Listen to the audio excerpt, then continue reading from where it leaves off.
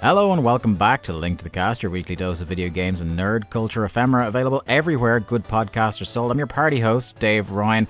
Jack Lazell is not with us this week. He's standing outside Romelu Lukaku's house, openly weeping with joy. Joining us, the platforming prodigy, the keeper of fiend lore himself, Mark Robinson. How are you, my friend? Greetings. How's it going? I am also known as 2Jab Robinson. That's what they also call me. No side effects Robinson as well.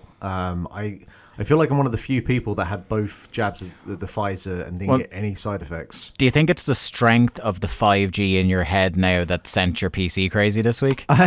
There is possibly that as well. I mean, that's as good as any other fucking solution I found on the internet so far. Yeah. It's been a mixed week. Like, I had the vaccines. That's awesome. So already looking up like where the hell I can go for 2 weeks and not think about anything. But on the other hand, my PC is just... Oh, I finally fixed the monitor issue. This is after also I sent my PC away to a PC specialist who basically was like, yeah, I ran some diagnostics and I couldn't find anything. And this is also some diagnostics. I'll dig you a shallow grave for the PC if you want it. 3 calls I did with them over 2 weeks, and he asked on each 3 of those times what the issue was again.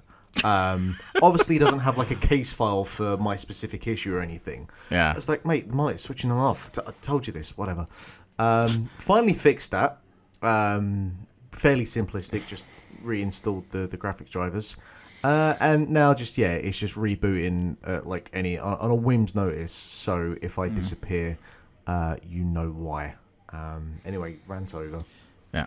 Rounding out the panel, he must be coming on just to keep Garrett Kidney away from the most capped guest appearances on Link to the Cast. It's Twitch TV superstar Barry Murphy. How are you, my friend? I'm not too bad. I mean, I had to come on after I was put over so strong last week. I got more plugs on your show last week than I've had on any of my own shows in the last few months. So it's like it's only right I come on and make it right. Sean McGee will be furious. He'll be furious. Yeah, not as furious as he is when he's watching me play Bloodborne, but you know, furious nonetheless. I'm also jabbed up as well. So I've my first big adventure post jab is coming on this show. I have a quick question I have to ask, actually, right? Did they give you a badge, or was there just like a pool of badges, right? Because I didn't fucking get one, and I'm furious about this. You're a fuming. Yeah, it seems. I suppose it depends on the county, it depends on the facility, and it probably depends on the mood of the individual. Because I didn't get one for jab number 1, and I was like, well, I'm getting one for jab number 2. I won't leave this place without a badge. And I don't know, and again, I don't know where you get them, because obviously in a COVID center, there's not exactly walk up to this box and put your hands in and rummage around and get one. When I went. What? It's a vaccination center. You've made it this far, just get one.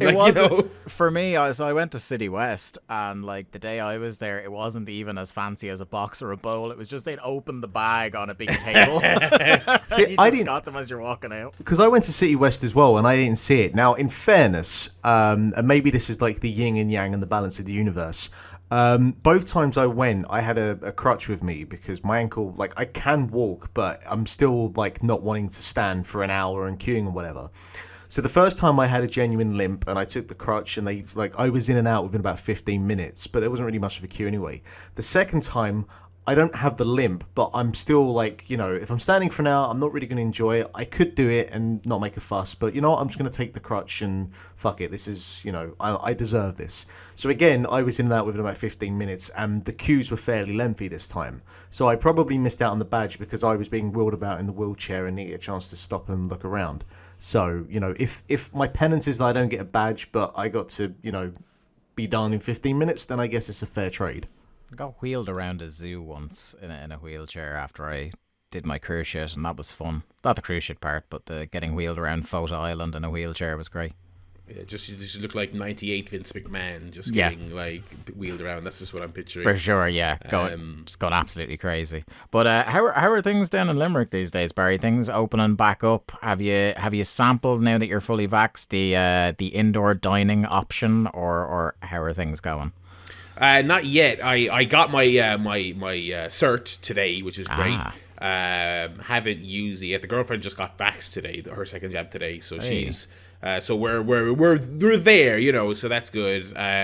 Doing a lot of the outdoor, like Limerick is starting to look a bit like it's been like an overrun like tent city because everyone's just adding to their outdoor dining, which I kind of like. I think it makes things feel a little bit more lively. But it's pretty good, you know. We're slowly but surely getting there. I mean, I know you mentioned it last week. I mean, I've been to the cinema a couple of times, and I've quickly been reminded why I hate the cinema. Just the worst shit imaginable. It really seems like people just fucking forgot how to be in a cinema over, like, not like, you know, you still wouldn't get outliers before, but since the pandemic I feel like people have come back especially bad. I feel like I can't, I'm not sure if I can pin this down to what it is in our beautiful southern Limerick culture, but I've always had this problem in the city for most of my adult life.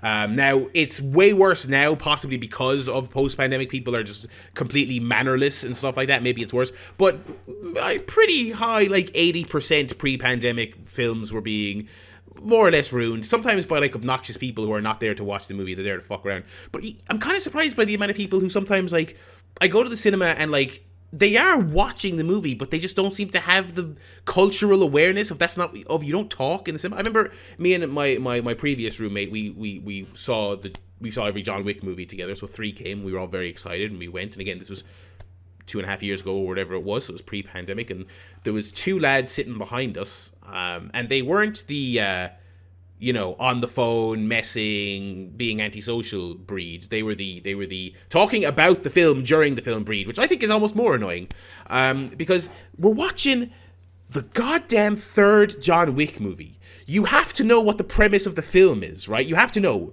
right? And so, like, that movie just starts straight away. The entire world's trying to kill him, right? It's just non-stop fights from the beginning of the film. And about 25 minutes in, one of them turns to the other one and goes, "How do they all know it's him?" I'm like, it's John Wick 3, motherfucker. It's the 3rd movie. The point of the movie is that they all know who he is. How do you not know this? Like, oh my god. I can kind of forgive, like, I can forgive it when it is a child. Like, I remember Age of Ultron, I had that exact thing. The kid was turning to his dad and asking, but I'm like, whatever. Whatever. He's a kid. And I'm seeing a kid movie. That's my problem. In Venice, it took me about 3 attempts to watch that film to fully kind of crack on what was going on. So his 3rd or 4th question was, why are we watching this? And I thought, I don't know either. So in some ways, that is my nature's healing moment, is being annoyed by all of this shit. You see, you go that way, Anna, but when I hear guys like that who are finding it difficult to follow the plot of John Wick, I want to go take them to like art house cinema and just like listen in like it's a podcast. Yeah. Like, let's bring them to a Charlie Kaufman movie or something like that and just see what they make of it. But yeah, it must just be that, like, they must do that when they're at home and they watch a weird movie on Netflix and they're just like, I don't know what's going on here. Yeah, but these are people who think, like, the complexity of like The Dark Knight Rises. It's just like it's oh my god, it's not even perceptible to human minds. I suppose while we're on movies, let's just stick with what we've seen lately. And I gotta say, the real outlier here is Mark. Lucha Underground. How's it going? All right. Look, so it's been a while since we've done some proper wrestling talking here. So not like there's anything going on currently worth talking about. Let's jump back 6 or 7 years. Well, no, here's the thing, right? So I hadn't watched Lucha Underground since I remember specifically there was a 3-week window between when I came back from China and then when I moved to Ireland, and I had nothing to do for those 3 weeks, and I'd heard the kind of hype around Lucha Underground, but I hadn't actually had a chance to watch it. Was yet. 2015, was it? Late 2014 going into 2015. Yeah. And I watched it all in one go at the time, and I really enjoyed it. I was like, and then I watched, I think I watched season 2 and then, trailed off pretty quickly after that, and I never finished it up. But I remember at the time really enjoying it and thinking like, hey, this is like just a really cool concept, and just visually it works and the wrestling's awesome. And I just, I've got an extra monitor there while I'm working, and I tend to have wrestling on in the background. Like, I've always got background noise going on, but I can't have podcasts or like an actual television show because I can't really focus on them while I'm trying to work. But wrestling is enough of just a background noise, and a high spot gets hit, and then I can kind of like, yeah, cool, that's awesome, whatever. So I thought, awesome, right, Lucha Underground, I'll do a rewatch of this. The first thing that like to kind of note about Lucha Underground is that like I actually have the box set for Wrestling Society X still. I don't know why the fuck I still have it, but I do. And I don't know if it's the same production company or like there are a lot of similarities between like the kind of general production of WSX and Lucha Underground, but WSX fails partially because it's a half-hour show and you just can't do a wrestling show in half an hour. It's just you don't have enough time to let things breathe. And I was watching a little bit of it today to remind myself, and it really is like Kevin Dunn before Kevin Dunn in terms of just like the quick cuts. Like matches were in real time 10 minutes long, but are cut to like 3 minutes just because, you know, and Teddy Hart's there, so obviously it's awful. But with Lucha Underground, at least it has a little bit of that, but because it's an hour-long show, things just have that, they breathe a little bit more. And, you know, the big thing, the big sticking point for Lucha Underground was obviously, like, if you're not into the kind of goofy shit that it does, and, you know, if you're a wrestling purist, it's not going to be for you.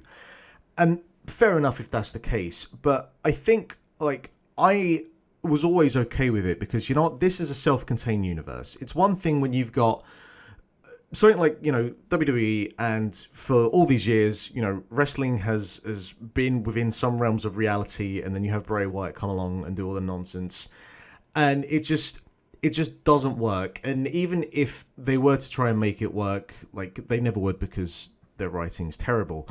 But in a self-contained universe, between like just the fact that is what it is, and the fact that, you know, like the cutscenes, and for a start, like you got Dario Cuetos, and just what an incredible character. And like I popped when he was in Always Sunny as a guest the Doctor. Just fucking hell, what was he doing there?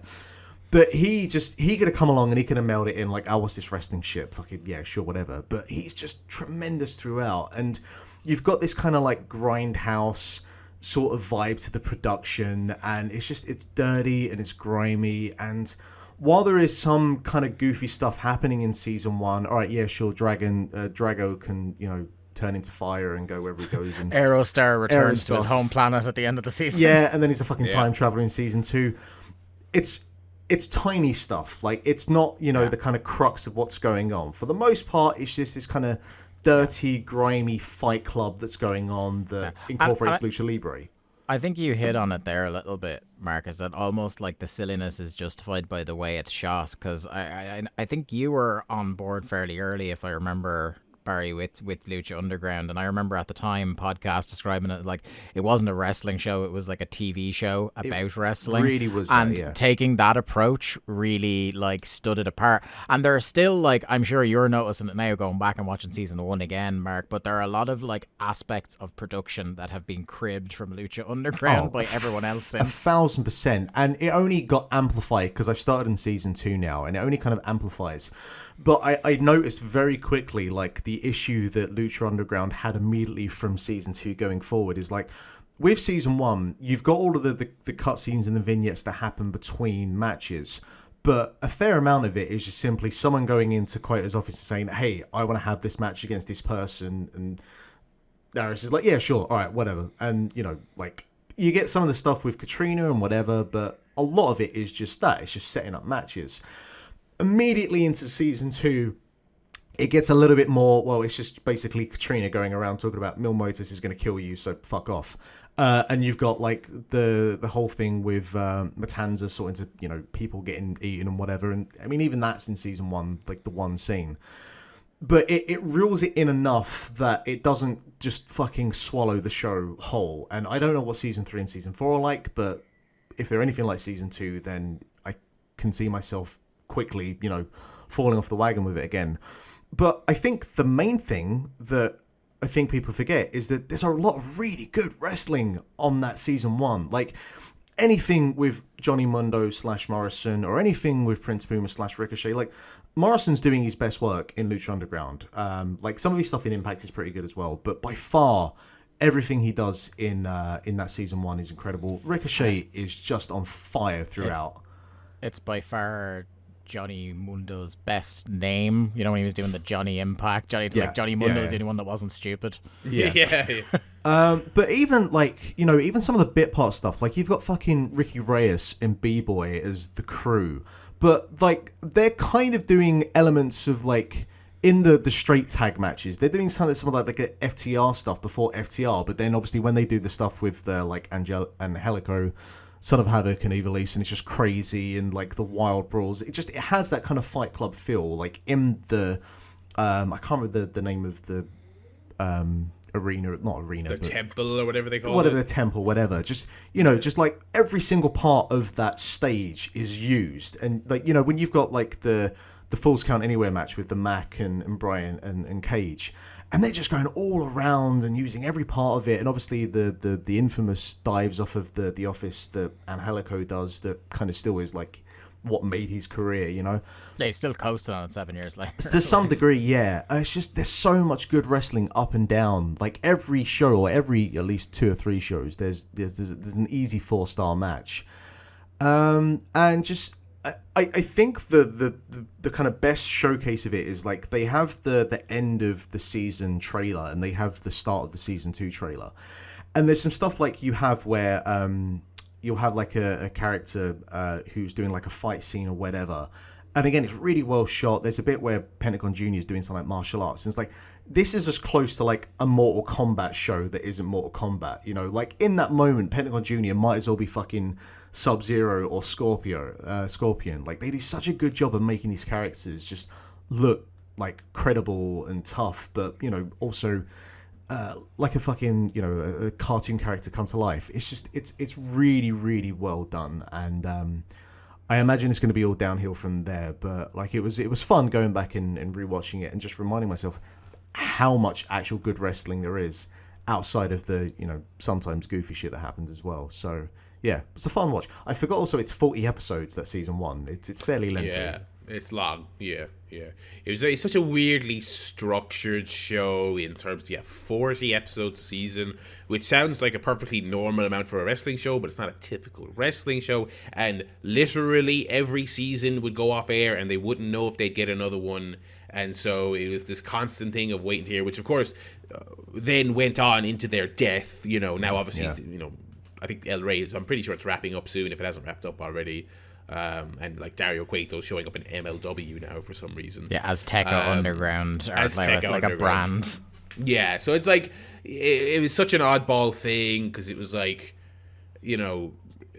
wrestling is considered relatively cheap to produce, but that show still cost a little bit. You had contracts to pay and XYZ, and it was a startup station that was watched by nobody. I mean, it was watched by nobody. And like they didn't help themselves in some ways because they like locked people down to long term deals that like even after it was pretty sure the thing wasn't coming back, like there were people that were still locked in.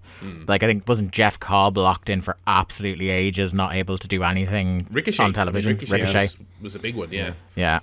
But you can see it as well with like the length of the title reigns, because I think it's Pentagon's reign. He's got like one defense, but he's champion for 600 days or something. And their what was the name of their Royal Rumble?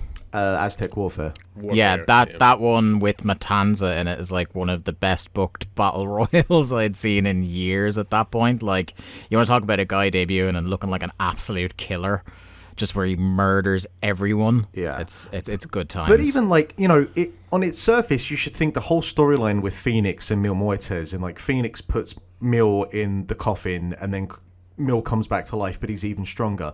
It should be completely ridiculous, but like within the context of that show, it completely works, and it's still like the best storyline in that season. And the Grave Consequences match is still fucking awesome. And again, there's someone else like Mil Muertes. By far, he's best. Like fucking Judas Messias. Fuck off. I was gonna say, like its greatest achievement is getting Judas Messias over. Yeah, and he's amazing. The final match with him and Prince Puma is again, it's Ricochet, and he's on fire at that moment. But Mil Muertes is holding his own in that match as well. Everyone is really good. Be interested to see like if you keep it up and go to the latter seasons where things start getting I probably more will, ropey. Because you forget as well, like you've got people that turn up like Cobra Moon / Thunder Rosa. Yeah. I completely forgot that was Thunder Rosa, and she's kind of terrible. It was before things had really clicked for her. Like, And I I remember people forget- saying she was one of the worst professional wrestlers they'd seen Yeah. on TV. And I was looking at some of the people that show up in the late seasons. Like, I had no idea Chelsea Green shows up. Yeah, Kairi Sane and Io yeah. Shirai. So- was it the Black Lotus Triad or something? they were called? So I've got all that to look forward to as well. That I, seeing these people before they went on and did the things that they did. So I don't know how much influence Lucha Underground has in the grand scheme of things, but I do feel it has its place, even if it does get terrible towards the end and fucking Jake Hager is the last heavyweight champion. But hey, there you go. Yeesh. And cool belts. Very they had cool cool belts. belts. Look, that the shows title and the Gift of the Gods, an enormous belt, was awesome. Look, that first season is cool. Right. Yeah. It really is. And a good bit of season 2 as well. Like, it gets a bit more picky choosy, but honestly, I still enjoy it quite a lot. Where you've got Mil Muertes, like, in his throne over top the arena, just, like, looking down, like he's So fucking good. Shao Kahn or something. Yeah. Beautiful. So good. Beautiful. Yeah. Barry, you've got a few bits here. Yeah, watching a bit of telly this week, or the last couple of weeks. I got back into MODOK on Disney Plus, which is the only Marvel thing on Disney Plus that I'm really kind of enjoying in any major way. I watched WandaVision. I haven't watched any of the other stuff. I haven't watched any of the other stuff. I kind of hand waved it after I did not like WandaVision. So I couldn't in all good conscience recommend Falcon and Winter Soldier to you, but like Loki definitely, apart from maybe episode 3, I didn't like at all. But the rest of it I quite liked. I think me and you are the outliers on that, Dave. What? Because I don't like episode 3 as well. I think we're the only two people that didn't like episode 3. No, I've definitely seen some people say it. Really? Yeah. Okay. Yeah. I think, to be honest, I think in terms of mainline MCU stuff, I think I just need a bit of a detox. I'm just, especially like I'm intrigued in the Shang-Chi and I don't know how to feel about Eternals because I thought Nomadland wank. I thought Nomadland was so fucking boring. Oh my god, it was about 7 hours long. But I'm gonna give all that stuff a try because new era. Let's get some new names. Let's do something different. Interesting slate of directors, and of course I'll still watch the Spider-Man movies. But this period we're in now, where they're trying to like wring stuff out of the previous era of characters, I'm just like, saw Black Widow, and I was like, I didn't know anything about the movie until I watched it, and then I realized, it's set after Civil War. I cannot think of literally one reason it would not be just released after Civil War, other than they had to again wring another film out of Scarlett Johansson contractually. Yeah, which they that worked out well in the end. That worked out well. Everybody's delighted about that. Yeah. I feel like it was a thing where when DC went ahead with Wonder Woman, for once Marvel actually panicked, and that's what they moved Captain Marvel ahead, and they didn't have a gap in their 3 films a year schedule for Black Widow. I think the problem with Black Widow is with the MCU films, like, it's a blessing and a curse in that, like, all of these films have a purpose and they kind of lead into the next thing, which sometimes is their downfall because it's like, this film is just here to lead into the next thing. But there's very few films that feel inconsequential, and I think the only two, well, other than the Hulk, but that doesn't count, is Iron Man 3 and Black Widow. Like, they are inconsequential. The only stuff that felt in any way consequential had nothing to do with the character of Black Widow. It was all the sister, and it was all for stuff that's going to be on the TV stuff, not necessarily the movies. Yeah. Joe, I'm hopeful that it leads to a Young Avengers movie eventually, but like, I'm not gonna fucking hold my breath on that. I'm sure it will. I'm sure at some stage. I mean, they're plumbing the kind of depth. There was some interesting point made on the most recent Half in the Bag about the Suicide Squad, about how this is the strategy now is to go into the bag of forgotten superheroes and either make them into the new Captain America and Iron Man, or in the case of MODOK, which I'm watching, and Suicide Squad, and I bought the Doom Patrol box. I haven't watched it yet, but I've heard it's great. If you can't make them an actual hero, make them a fucking B-tier irony hero, show, to be fair, which is fine. I thought Suicide Squad was great. I have no problem with that, but that's the game now, and so it worked in the past. I think I just need a little bit of. Right, sorry, people forget that Iron Man was distinctly B tier before all the MCU stuff, and it was only because they had signed away the rights to everything that they would have led with that they started with him. So, like, you know, you can hit upon something that just like, oh, we didn't think this guy was going to get as big as he did. Like, the fucking King Shark is everywhere now in the last couple of weeks, for example, you know? Yeah, so you don't know what's going to hit. I just... A combination of not really liking Black Widow and WandaVision, but also I think even if stuff like Loki is good, I feel like I can't connect with this stuff because you're coming after the peak of Endgame, and I'm like I'm done with this. Like, you know, not done, but I find it hard to get into it. So that's why I'm kind of, you know, watch the stuff like MODOK, which is like inconsequential and kind of the other kind of off to the side stuff for fun. MODOK is very much their kind of attempt to, I mean, it's directly involving people who were involved with Robot Chicken. It's executive produced by Seth Green, written by Patton Oswalt. Patton Oswalt's kind of like low-key to MODOK what Ryan Reynolds is to Deadpool. He's like been writing the comics for a few years, and you can tell he really loves this character. He really wants to make it work. And so it's kind of their... kind of the times kind of adult comedy about, you know, a depressed single dad, but it's a irony superhero thing, and I think it's like a perfectly kind of watchable, funny enough show. It's about that level with a couple of like really high point. I just watched an episode that was set in Asgard, which I thought was genuinely really, really, really funny. But other than that, it's a perfect kind of easy watch. They were doing them weekly on Disney Plus, which I kind of fell off of, and now it's all finished, so it's all up there. So I got back into it. It looks genuinely really great. I love that art style, and I think it adds a certain physical comedy to a lot of the gags as well. It scratches that kind of itch of, again, your Suicide Squad, or it's not quite as over the top as Deadpool. That kind of like self-referential kind of superhero parody stuff, which is kind of funny that the best superhero parody stuff is coming from the giant corporations, the Suicide Squad, MODOK, The Boys. You know, it's like these companies are having their cake and eating it too, because they're producing the AAA slop and the counterculture at the same time. Yeah, they've just become such monoliths. They have to produce the responses to their own work, kind of thing. And it's funny, like, because in one of the things I'm talking about, there are surprising references to Marvel stuff that I wasn't expecting.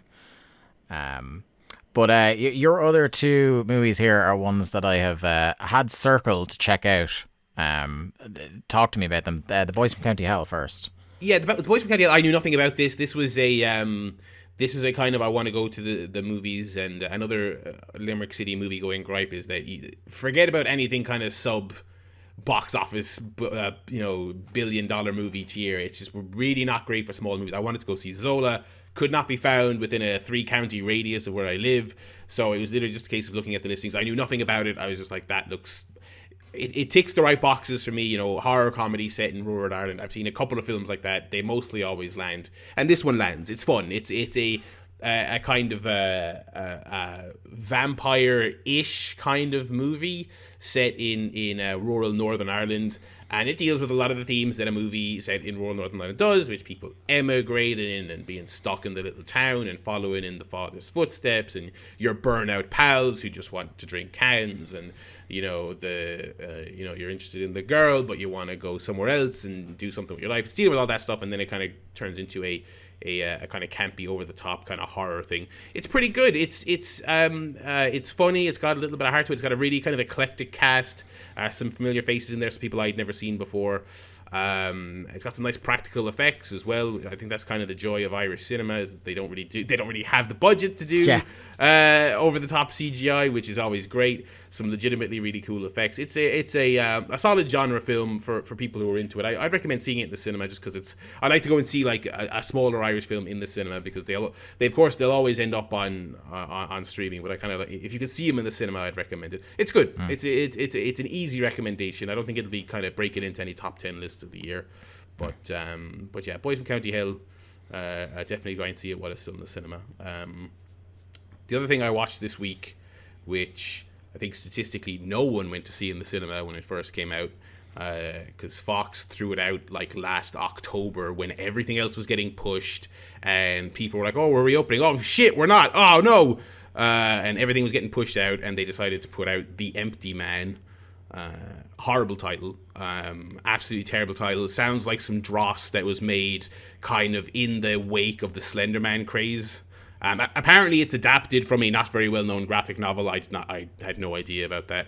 And it was really interesting reading about it because the only thing I knew about it was like, hey, no one saw this. It's gaining a little bit of a following on streaming. That's all I knew about it.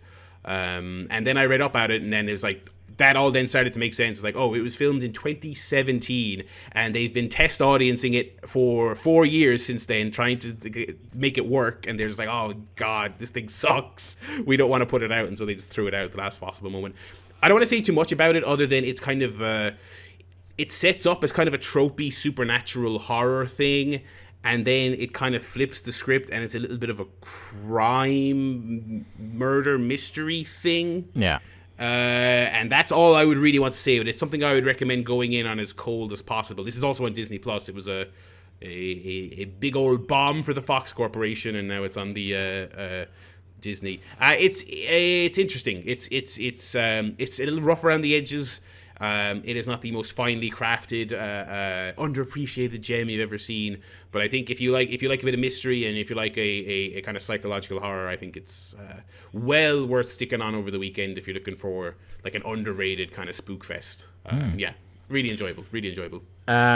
So I went to my first Odeon screen unseen since the pandemic the other night, and it was Free Guy, which is just out here this weekend. Yeah, with Ryan Reynolds in it. And well, firstly, like, it was an okay cinema experience. It was the most packed a cinema has been in a while, because I had to go to the one in Nace, and it's quite a small screen they do the screen unseens in. So it was like quite unusually busy for pandemic seating situations. But yeah, it was like, I've been going back and forth on it in the 2 days since I've seen it, and like, I enjoyed it well enough. I think when you go in to a Ryan Reynolds movie, you pretty much know what you're getting in terms of his performance. Like, he only kind of does one thing, but he does it very well. If you like Ryan Reynolds being Ryan Reynolds, boy, have I got a film for you. I mean, he even does his fucking Pikachu. Like, if he's doing it as that is Ryan Reynolds. Yeah, he didn't bother concealing that. That was really funny. It's about a guy, like, so Ryan Reynolds plays Guy, who is an NPC character in a big kind of like GTA Online style game, but he doesn't know he's in it. One day he comes across a player character. The players in it are called the Sunglasses People, because they're going around in sunglasses, and like, he's very nonplussed walking down the town as banks are being robbed and like cars are flipping over him and tanks are rolling through the street and stuff like that. Doesn't have an iota of self-awareness about it. Then he sees this girl, and all of a sudden he starts to develop, like, he starts to become aware of his surroundings and realize that everything is not quite right, and it's all about kind of him pursuing her. She's on a different mission, so she's in there because this isn't really giving away a spoiler, because it's like all in the first 10 or 20 minutes of the movie, but her and another guy had developed this indie game years ago, and the company that made this Free City game that Guy is in and that the whole movie basically takes place in had stolen their tech essentially and built this world on top of it, and she's in the middle of trying to prove that so that she can sue the studio for everything it owns, whereas her partner took the money deal and went to work for the Free City people. And so the partner that's gone to work for Free City is played by Joe Keery from Stranger Things, and the guy, the no good Nick, the bad guy of the movie who stole the stuff and is the ultimate caricature of a shithead developer, is Taika Waititi.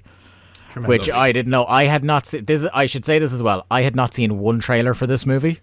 Okay, they are horrific. They are incredibly annoying. Yeah. I knew nothing about it going in. except that it was this kind of, he's in a video game, blah, blah, blah. I knew the loose threads of that, but I hadn't seen a single second of footage from the movie. So, like, I enjoyed it well enough. I will probably never think about it much again. I will not be going back to see it, but while I was there, I had fun. Like, some of it, again, I think to people like us, is very on the nose.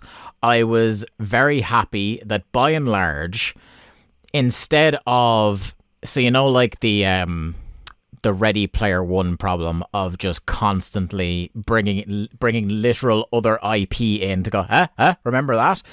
The majority of stuff that's in it is kind of, the video game references are based on tropes rather than based on specific, like, oh, look, I'm showing you the Fortnite logo.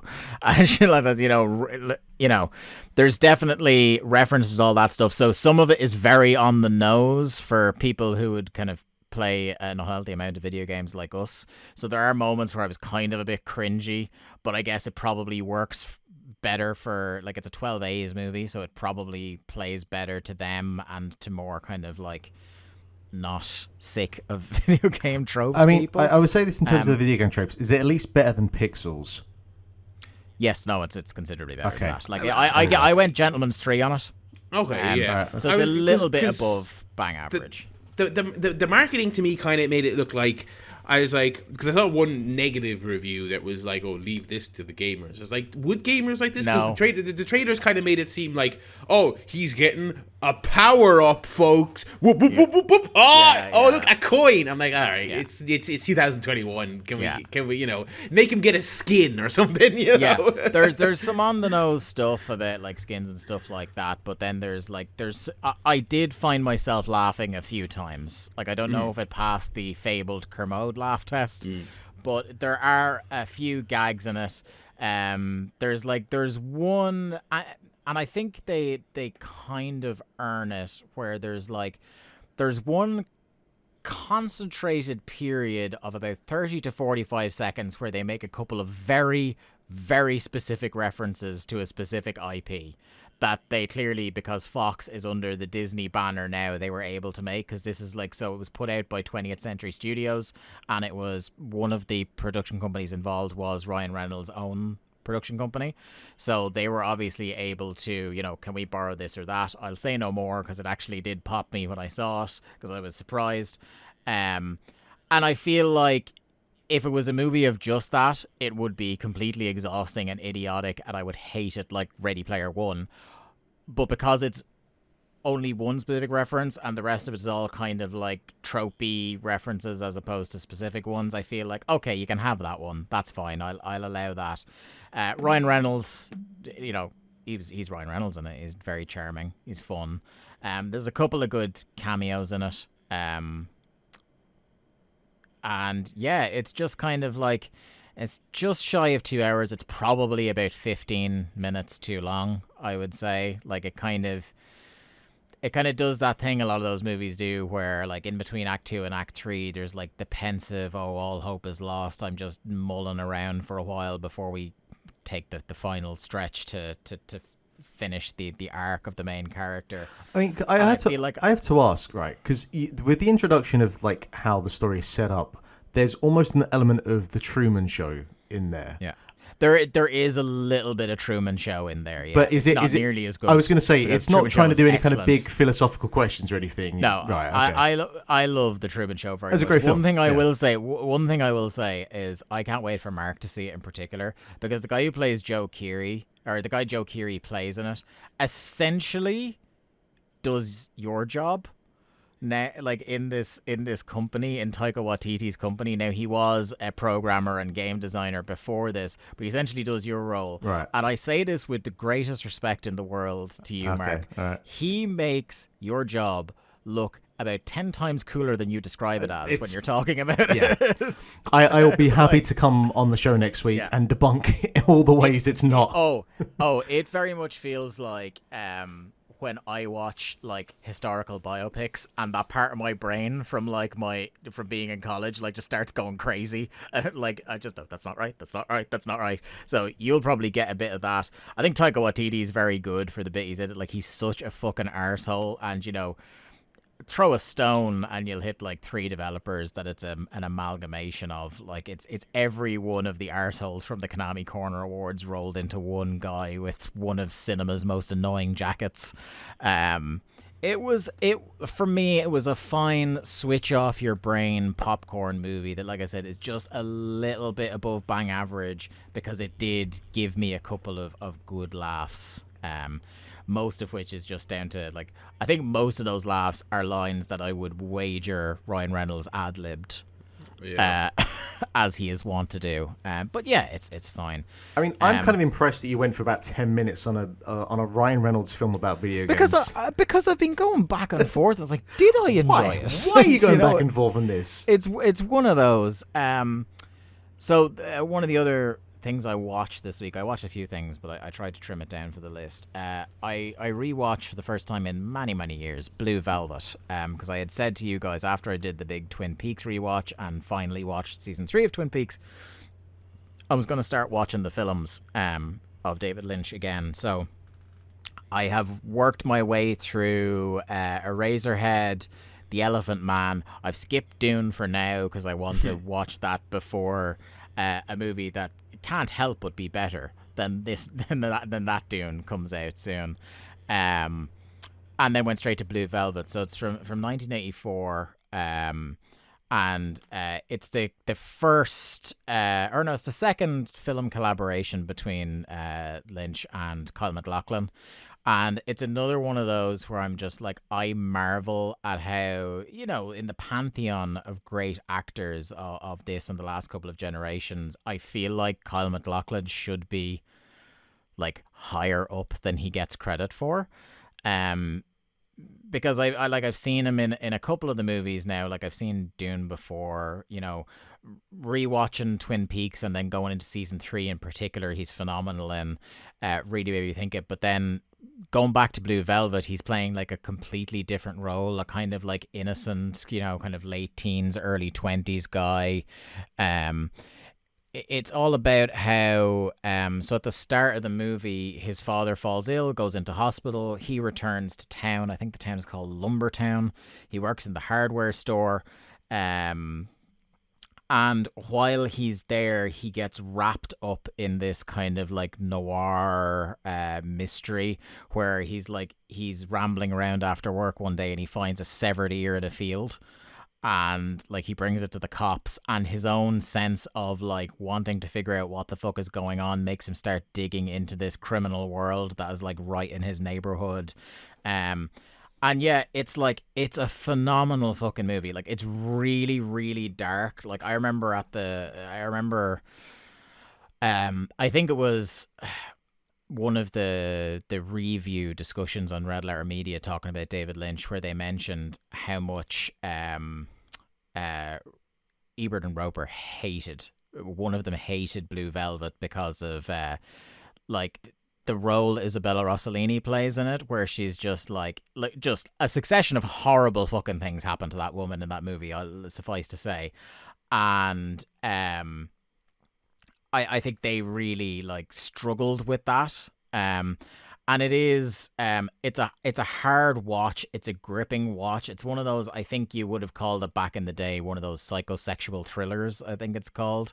Dennis Hopper is one of like the genuinely, like, my skin was crawling watching this guy on screen. He just digs into the role and hams it up, and just is a really unsettling, like, you don't know what the fuck this guy is going to do next. It genuinely comes across as unhinged.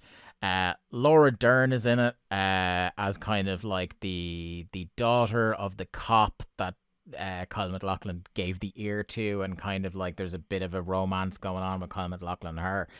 Kyle MacLachlan also has this sort of on again, off again romance with Isabella Rossellini, who's kind of like the mistress of this scary Frank guy, played by Dennis Hopper. I'm really trying to dance around like the actual events of the film if you've never seen it, but it's genuine. Like it might not be my favorite of his films. I think I still prefer Mulholland Drive, and that will be coming up shortly in my rewatch. But I think it's one of those where everybody has to watch this film once, and you know your mileage may vary with it, because I've seen just amongst my friends on Letterboxd, like I've gone in as 5 stars, but I've seen people go as low as 2.5 or 3 on it. But so I think that's the kind of thing with like a David Lynch, like. Yeah, it's always going to be a love-hate kind of thing, you know. Like, I'm not making a comparison with him, but if I was to make like a gaming comparison, like a Kojima, you either love or you hate. Yeah. There's no middle ground with that kind of person.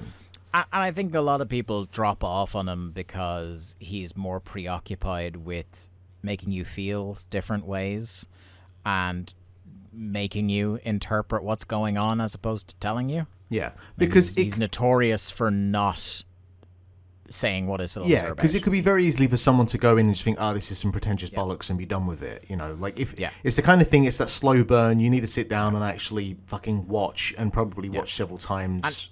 And in his canon, it's probably like maybe the Elephant Man is more straightforward in terms of what it's about plot-wise, but much like all his films, you know, there's what the plot is, and then there's what it's about. You know, there's that. So you can follow the plot pretty straightforward and have a very surface level reading of it and come away going, yeah, that was pretty good, but like not a whole lot happened. But it's more about him getting you to stew in this uneasiness and this tension and this kind of fearful feeling, as you would have if you were kind of riding along with this Frank character. Like, you genuinely don't know from one minute to the next what he's going to do, and it keeps you on edge for the full 2 hours because of it. Like, it just feels there's this encroaching dread of something horrendous about to happen, and sometimes horrendous things do happen. But it's just an excellent film. Yeah, I love it, and I actually keep meaning to pick it up in the Criterion collection. There's a really nice Criterion edition of it that I really need to get to. The final thing, and it's something myself and Barry have both seen, and we kind of just mentioned it off the air, is the Marvel What If that had the first episode this week. You did see it, Barry, did you?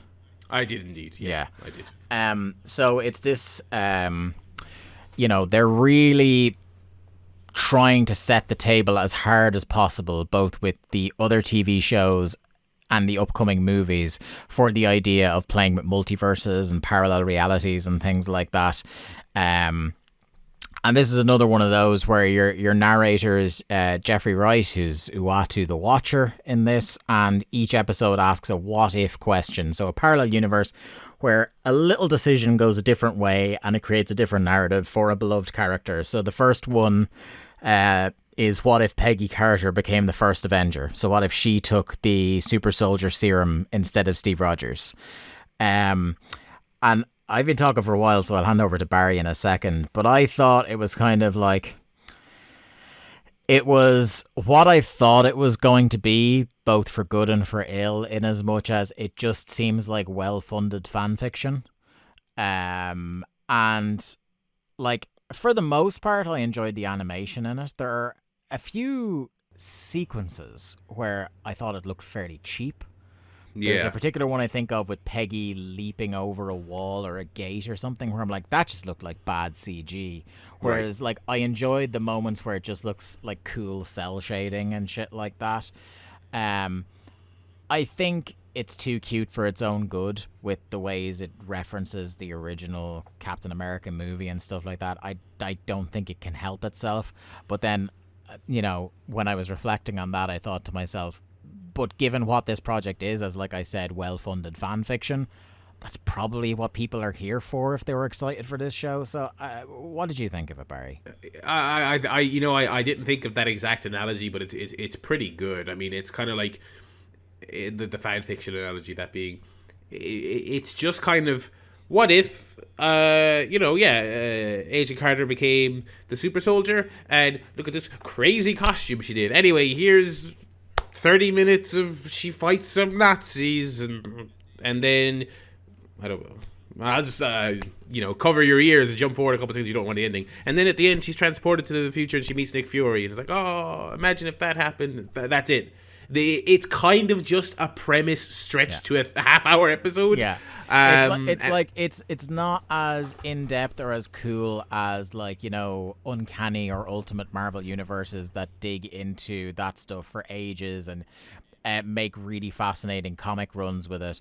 It's more like you said, a premise stretch out to half an hour where it's like something you and your mates would have like said at one point while you were like watching the movie. It's like, oh, wouldn't it be fucked up if like she had taken it instead? I wonder what would happen. And then you like riff on it for about 5 minutes and then you're done. It kind of just feels a bit like stand fodder. It's kind of just like the Marvel freaks who consume everything. They get to go crazy for a week with, oh my, look at this. Like, they give her this crazy British Captain America outfit. She looks like fucking Little Miss Brexit in this fucking Union Jack outfit. And, like, they get to go like, oh, look, she got the shield. She's, oh my, yes! And they get to go crazy about that until next week when it's, what if Iron Man had a different hat? And then they'll all change their avies to Iron Man with a new hat. And then next week, it'll be Pink Hulk. And the week after that, it'll be, hopefully, as I said, Hulk Dog. But I don't think that'll happen. It's just kind of, I know one, I off the top of my head, I can remember one of the listed episodes that they're doing is what if Killmonger saves Tony Stark?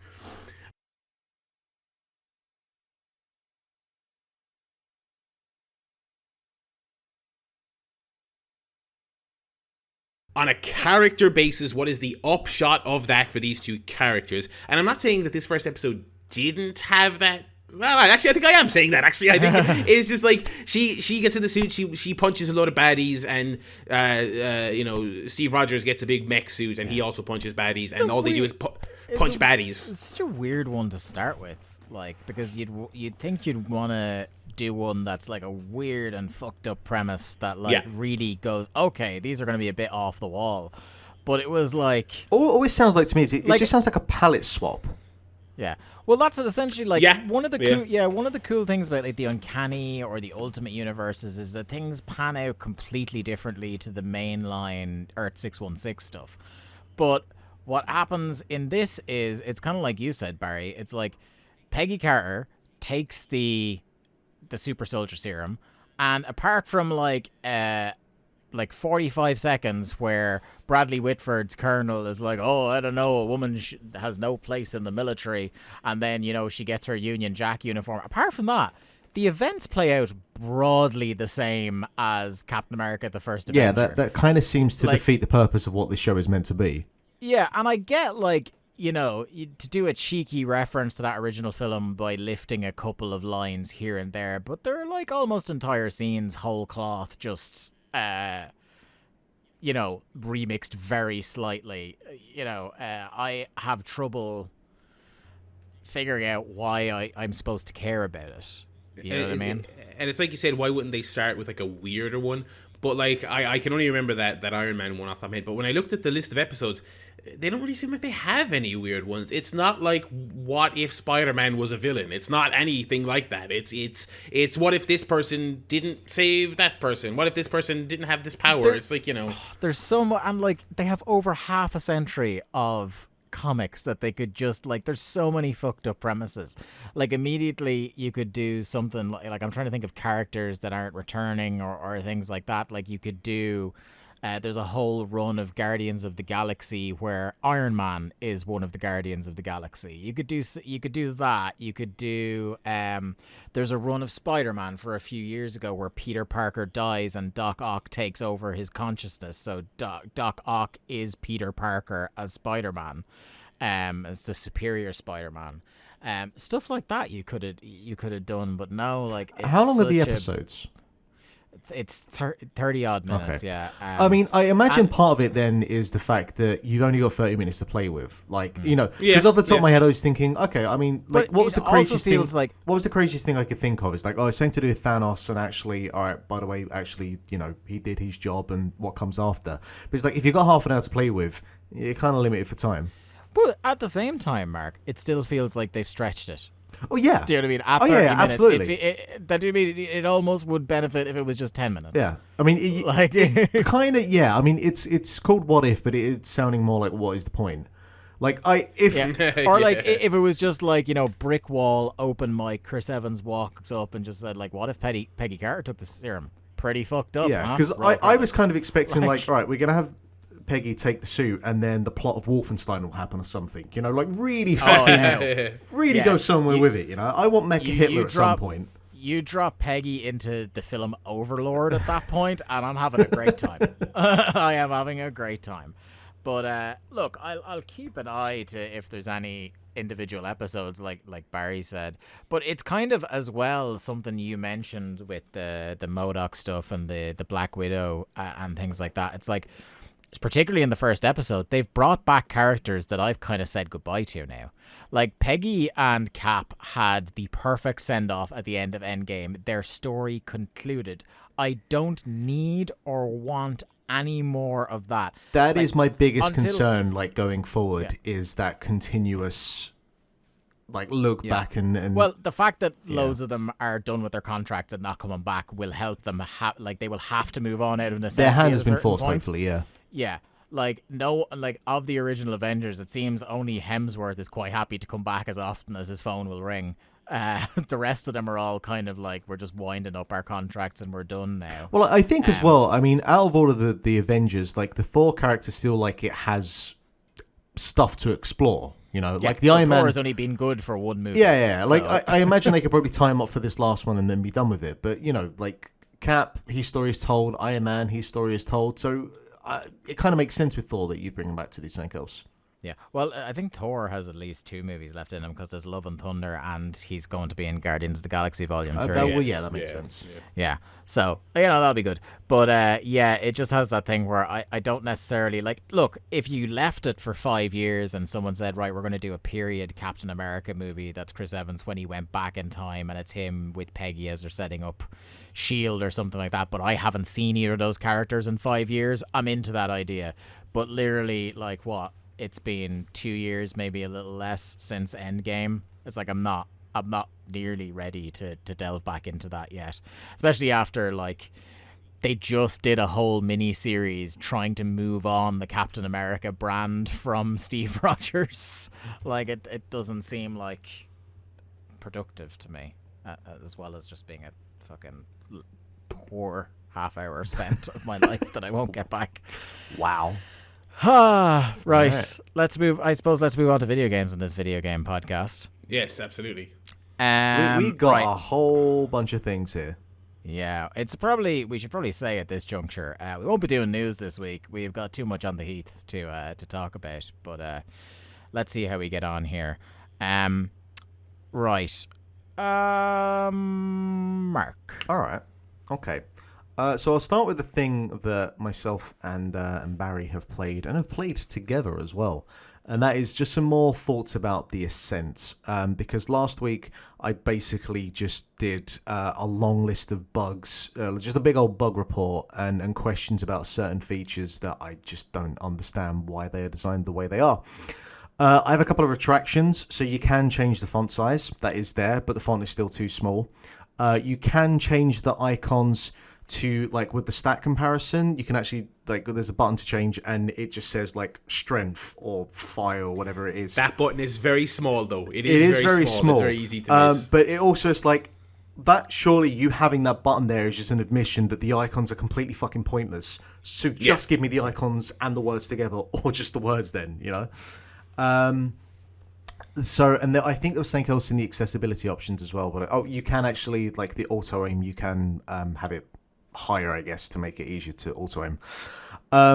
One thing that I've realized from last week, so I don't know if you've run into this issue yet, Barry, but I've had a couple of times when I've selected a quest that I want to do as a side mission, and I've followed the quest marker to the end destination, and the end destination was just the corner of some random room that it didn't actually take me where I needed to go. The reason that happened is because the area that I needed to go into, I hadn't actually unlocked yet, and the only way to get to that area is to progress through the main campaign. So that's obviously a fucking problem, and there's no way around it, and there's no way to have that explained to you other than just you'll do enough of the main story and then go back to the side quests, and then now suddenly, oh, I can actually get to this area. So it's like a case of just either that quest has to be locked off, or there has to be more explicit, just like, hey, you can't fucking do this yet, instead of just taking me to some random corner of a warehouse. Other than that, though, I am enjoying playing this game, right? So for a start, I have a chain gun now, which is incredibly satisfying. Certainly when you get like a whole bunch of the ferals, because they're like kind of one-shot enemies. You get like 50 of them with you, and you just fucking lay waste to them, and it is very satisfying. I am actually enjoying the story for what it's doing. The writing has been less like Outriders, and it's less obnoxious. There's less of the kind of swearing for the sake of swearing. And I'm enjoying where the plot is going. And some of the quests as well is there's still a whole bunch of the, hey, go here, kill this person. But there's some other stuff as well, like there's a guy who's got a gambling problem and you have to help him like fix a race. There's a bit where a guy wants to find the secret recipe to this like meal, and he's a cop, so he's like abusing his powers. So it's going a little bit more out there with just some like random shit, and they're kind of some of the more fun things to do because they're just, they're more interesting than just, hey, go here, kill people. I haven't had as many kind of bug issues. I've had 2 hard crash issues where I've gotten into an elevator to go to an area, and I've gotten an Xbox pop up to say that like your console doesn't have enough memory to do this function. It's only ever happened on this game. And I can understand why, because again, like this game, there is a lot going on visually, and I've had a number of times. There's a specific area where I'll walk so fast that and I think I mentioned this last week, the game doesn't have enough time to like load up the next textures, and I'm talking like half the screen is just blank, and then suddenly, boom, hey, here you go, here's everything that you're meant to be seeing. So it still has those elements of jankiness about it. The frame rate does keep dropping at random points, certainly when things get more hectic. The difficulty spikes are still just fucking all over the place, but it's being calmed down by the fact I have a chain gun now, and I've got some extra abilities that, like, I have a kind of robotic turret that kind of follows me around, and I've got this kind of shield that has these kind of razor hack type components. So, like, that's made it a little bit easier, but still just at points I'm just getting wasted 5-6 times in a row, and I'm like, what the fuck do you want me to do here? So it's, yeah, I still can't make my mind up about this game, but I am still enjoying playing it despite the many, many faults that it has. Yeah, Barry, I'm curious to know what your thoughts are. I'm kind of the same where you are right now. It's I don't know. I feel like it's maybe a little bit more. It's more than the sum of its parts is kind of where I'm coming down on it. I feel like there's something about it. I think the feel and the sound of the guns is good, and I think that kind of makes, and enemies are like jibbing and exploding, and I've got a hand cannon that has fire ammo on it now. And as we discovered when we were playing together, I was like, oh, like if you get jumped in the middle of the city center, you can just spray pedestrians, doesn't matter, no cops, doesn't matter. I'm just kind of like, you can just go around doing like loud, visceral violence, and it all feels very good. It doesn't have any annoying cop system where you have to get rid of them. On a base level, I think it works for me, and plus I do love the aesthetics. I think the soundtrack is good, and like you said there, I'm kind of coming around on the story. Like I think it's okay. In 2021, I think it really sucks to not have any kind of, your character has no input into the story, no voice acting, no dialogue choices. You can choose to ask more questions. That's about it. You're not, so it does honestly feel like the story happens around you, but not involving you. I'm kind of fine with your character not having any dialogue, because I imagine he'd probably just sound like an obnoxious prick. And I don't know if that's just, again, Outriders has really burned me. So I'm kind of fine with it because it removes the potential that could have happened. Yeah, and I suppose it does. It seems like the priority is more the world anyway, so it doesn't really And it matter is a world, what you know, like it it's is a world, proper yeah. world. And when it gets to Game of the Year, like this is one of the best looking games of the year for the many faults that it has in terms of fucking loading textures and whatnot. But you can just pick an area and just stand, and there's just shit happening all around. There's cars flying around. There's like just things like detail over in the distance. You're like, there's no need for that amount of detail on like that wall panel way over in the other side of the city, but it's there. And again, like for a game made by 11 people, it is unbelievable how much detail there is in the world. And it's funny because people were obviously making the Cyberpunk 2077 comparison because the aesthetics, but more than just the aesthetics, I think it is a better realized, admittedly indie isometric, not AAA first-person shooter, but it is kind of like a mini Cyberpunk 2077 game. You've got an incredibly detailed, massive, gorgeous Cyberpunk world, better looking than 2077. One of the big selling points was all the NPCs and the busy streets. This game has crazy NPC density. There's so much going on. You go to the nightclub area and there's people following around. There's big monsters. There's a bouncer who's a big alien. There's robots rummaging through the rubbish. There's dancers. There's partiers. There's homeless people, there's enemies. It's got all that going on. It's got little RPG elements. It's got augments. You can go to a special surgeon who puts your augments in, armor, guns. Like it is a little mini indie 20-hour Cyberpunk experience, and it is a proper Cyberpunk experience, you know.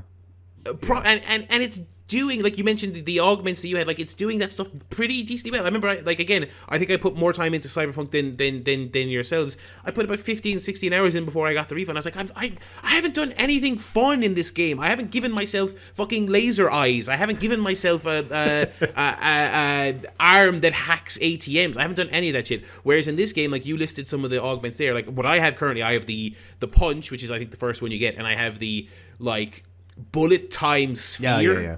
So that one's fucking awesome, because when you're in a big shootout, and it's kind of annoying, we talked about it when we were playing the game, enemies constantly spawn behind you, you're getting at the 360, but you pop this thing and like an orb forms around you. People can still come up and melee you, but their bullets enter like Max Payne slow-mo time when they come near you, so you can dodge and move around. That's legitimately a really cool mechanic. I don't know. I played it with you, and I will say I've had a lot less technical issues than you. I haven't had the map issue. Ironically enough, people were saying this is a game to play with people. The worst issues I had was the online stability when we tried to play was terrible. I mean, it was not good. But I'm having a pretty good time playing solo. Frame rate drops are common. Yeah. Pretty damn common. A little bit of stuttering. That really annoying immersion breaking thing where you're like, oh, a fight's about to happen. They just spawned some enemies into the world. I'm going to see them in about 5 seconds because the frame rate stuttered. Hate that. Always hate when it tips its hand that a fight's coming. It's really frustrating. And I think you said this. The map is still garbage. Like it's just terrible. Yeah, I'm glad the navigation button you can press that gives you the Dead Space path. Yeah. I'm glad that works because the map is horrific. I mean, especially because like the city that I was just putting over, it's a double-edged sword. There's stairs, there's lifts, there's shops you can do. There's shops you can't do anything in that you can go into, which I love. I love that shit. I love being able to just go in and look at what they have on the walls and have like 2 lines of dialogue with the guy behind the counter. That shit's awesome, but it's also then super frustrating when like this map is useless and then actually moving around the world is hard. Yeah. So I'm glad the Dead Space thing works. As soon as you have any environment you're in that has more than like 3 layers, the map is just totally useless to use because you just don't know like what level is that chest on exactly. I have no fucking clue. Yeah, I've given up on like, oh, I've got some downtime between missions, I'll go find the chest. I'm not gonna find it. It's just I'll find it in the course of doing the mission. I'm not going to use the map to find it because it's useless. But and the other thing you said as well last week, it is the if it's not the worst, it's got to be one of the longest loading times on a Series S. A buddy of mine just got a Series S, and I was putting it over to him to no end. I was like, the speed of this thing, the boot up, even the video media streaming apps, but the games in general, the loading, you're not going to know yourself. I should have said to him, just don't test on the Ascent. And literally any other game. Same with the PlayStation as well. It's kind of like, I'll talk about some other games in a bit that are blowing away the PS4 load times. I boot this thing up on an S, and I'm like, I might as well just be playing this on an Xbox One. I mean, it's And I mentioned this last week, and I want to see if you've run into this issue as well. But like, do you have the issue where you're trying to tap the A button to like get to the next bit of text, and you're skipping over text because it's just like it's so incredibly sensitive? Or if you like hold down the A button while you're on like a text box, it will just fly through all of the text immediately. I don't know if you've had that issue at all. No, I don't think. I feel like you've had a really bad. I don't know if there's like a feature then or something, but just like even still now, like I was playing it yesterday, and again I'm gently like tapping the A button and it's skipping 2 text boxes ahead. I'm like, what the fuck? Yeah, and I do that anyway. Not that I'm not reading it, but I'm not waiting for these characters to deliver the lines. I want the choice of skipping text boxes, all right? Yeah. Yeah. Yeah. No, it is very sensitive and it is super fast because some games are kind of like, we're going to make you wait. Some games are like, there's an animation where it fades away and then they type up the new. This game is bang, bang, bang, bang, bang. Never ever played the original version of Skyward Sword because it will drive you insane with how slow the text boxes and unskippable those text boxes are. Mark, I will take you up on that. Please do. Thank you very much. I'll write that down on my do not playlist. But I'll finish it. I think I'm fairly confident I'll finish it. And it's one of those things. Again, you know, you guys and I've talked a lot about Game Pass. This is where Game Pass takes the place of Extravision or the local rental place. This is a game I would rent with a friend, and we would speed through it in a weekend. And even if it was middle of the pack, 7 out of 10 game, you're like, well, whatever. I spent $5 to rent it. Same with Game Pass here. I'll chip away at this over the next couple of days. Maybe over this course of this weekend, I might finish it, and I'll probably I might not think about it again till Game of the Year. But I'm like, you know, if that was £30, maybe I'd be a little bit salty about the performance and the online not working and blah blah blah. But as a Game Pass thing, it's kind of like, well, I got something out of it. I got a cool world. I got some visceral action. And, you know that is the joy of that service. So that's kind of another thing to I suppose for studios to consider. It's not just the commercial viability of, oh, would I sell more or would I get more reach on Game Pass? Is, will people intrinsically react better to this game as a quote-unquote free thing versus a paid thing? That's an interesting point. Yeah, I don't think I've ever considered that before. Yeah. Huh. Because there's a few other examples. I can't think of any off the top of my head. But it's kind of like, that's, I mean, and when you're making a multiplayer thing, you always have the option of free to play, but single player, that's less of a. But Game Pass is a lovely kind of medium. I think I've got a bunch of things that I've played on Game Pass that I view higher just because I guess I didn't pay for it. Like Omno that I was talking about last week is a complete 6-7 out of 10 game, but I imagine my experience of it was heightened by the fact that I didn't pay 20 quid for it. Right. Yeah. The other thing I'll briefly talk about, I've put about 4 or 5 hours in. I started it last night, and it's Death's Door, which I started playing just before I gave my PC away for about 3 weeks, but I started it again when I got it back.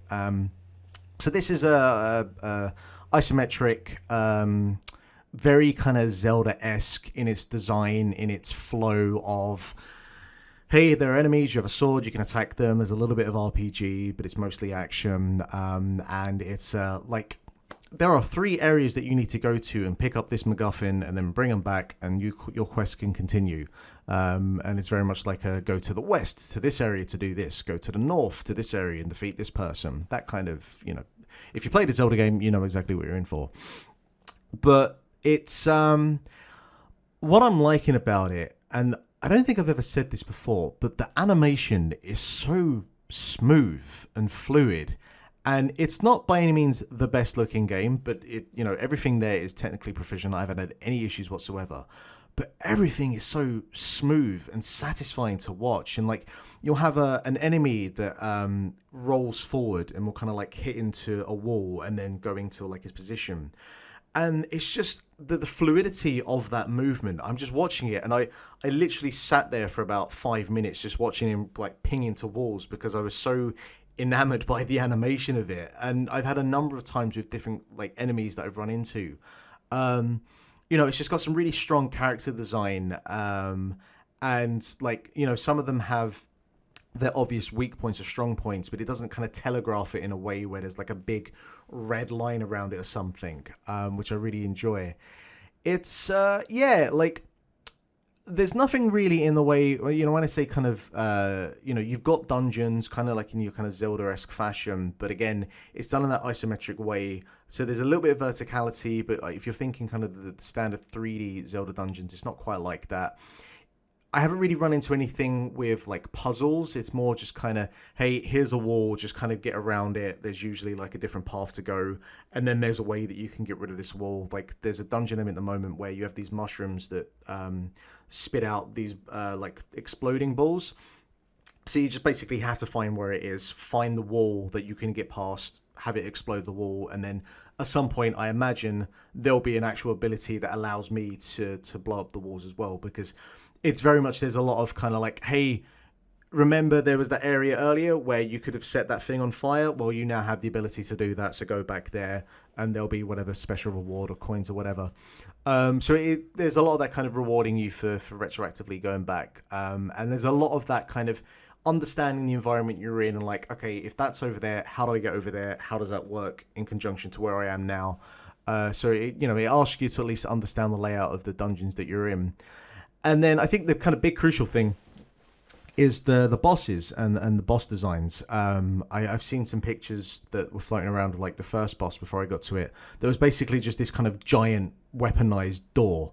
And I was like, okay, that's pretty cool. This looks like the kind of thing I'm into.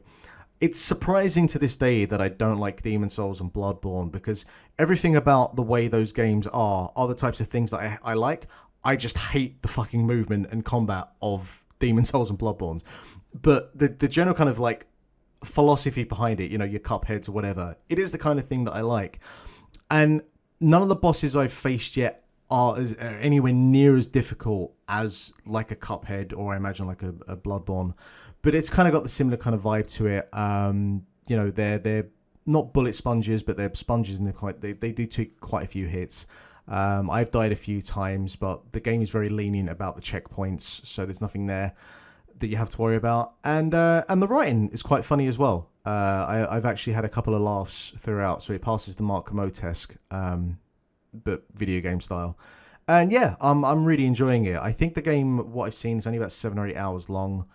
So I think I'm probably over halfway at this point. And yeah, it's an easy thumbs up from me. Like it ticks a lot of the boxes for the type of thing that I would like, but I don't think it's resting on, like whenever you have an indie game that is obviously indebted to Zelda, and I've played a bunch of those games, they can easily be too indebted that it has no original kind of quirk about it. It's just like, this is a palette swap, but it's just a fucking Zelda game.